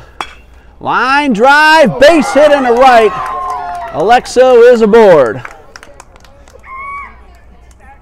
So Alexo singles, and what will be his final college at-bat for Trinity Baptist College. Good job, A.J. Alexo, 2 for 5 in his final game. Jordan Keys at the plate. He has 2 hits and 4 trips. Another senior turned graduate. Like to do the same he just saw his teammate do. And the pitch, high drive, well hit toward the gap. That is down. Alexo will stop at second, so Jordan Keys has himself a base hit. That's his 3rd hit of the night. Jordan Keys, 3 for 5. Transfer student and player from Southeastern University, spent his senior year here at Trinity Baptist College. And now, another senior graduate, David Hall at the plate. David was player of the game against Toccoa earlier today. One last opportunity for Hall. Nothing out of 4 tonight. Checked out 1 out of 4, base hit his last time up. High pop fly towards center. This should do it. And the right fielder, Steven Skeggs, makes the final out, and that ends the ball game. Final score, Emmanuel College 10, Trinity Baptist nothing. The winning pitcher and the player of the game, Bryson Cornett, 7 scoreless innings. Made great pitches when he had to. He left a number of Eagles, 9 to be exact, stranded. Eagles had opportunities, but did not score. So the season has come to end for the Trinity Baptist College Eagles. The final game for John Shiver, A.J. Alexo, Jordan Keys, David Hall, Dan Richard, Matt Carter, and Michael Kohick.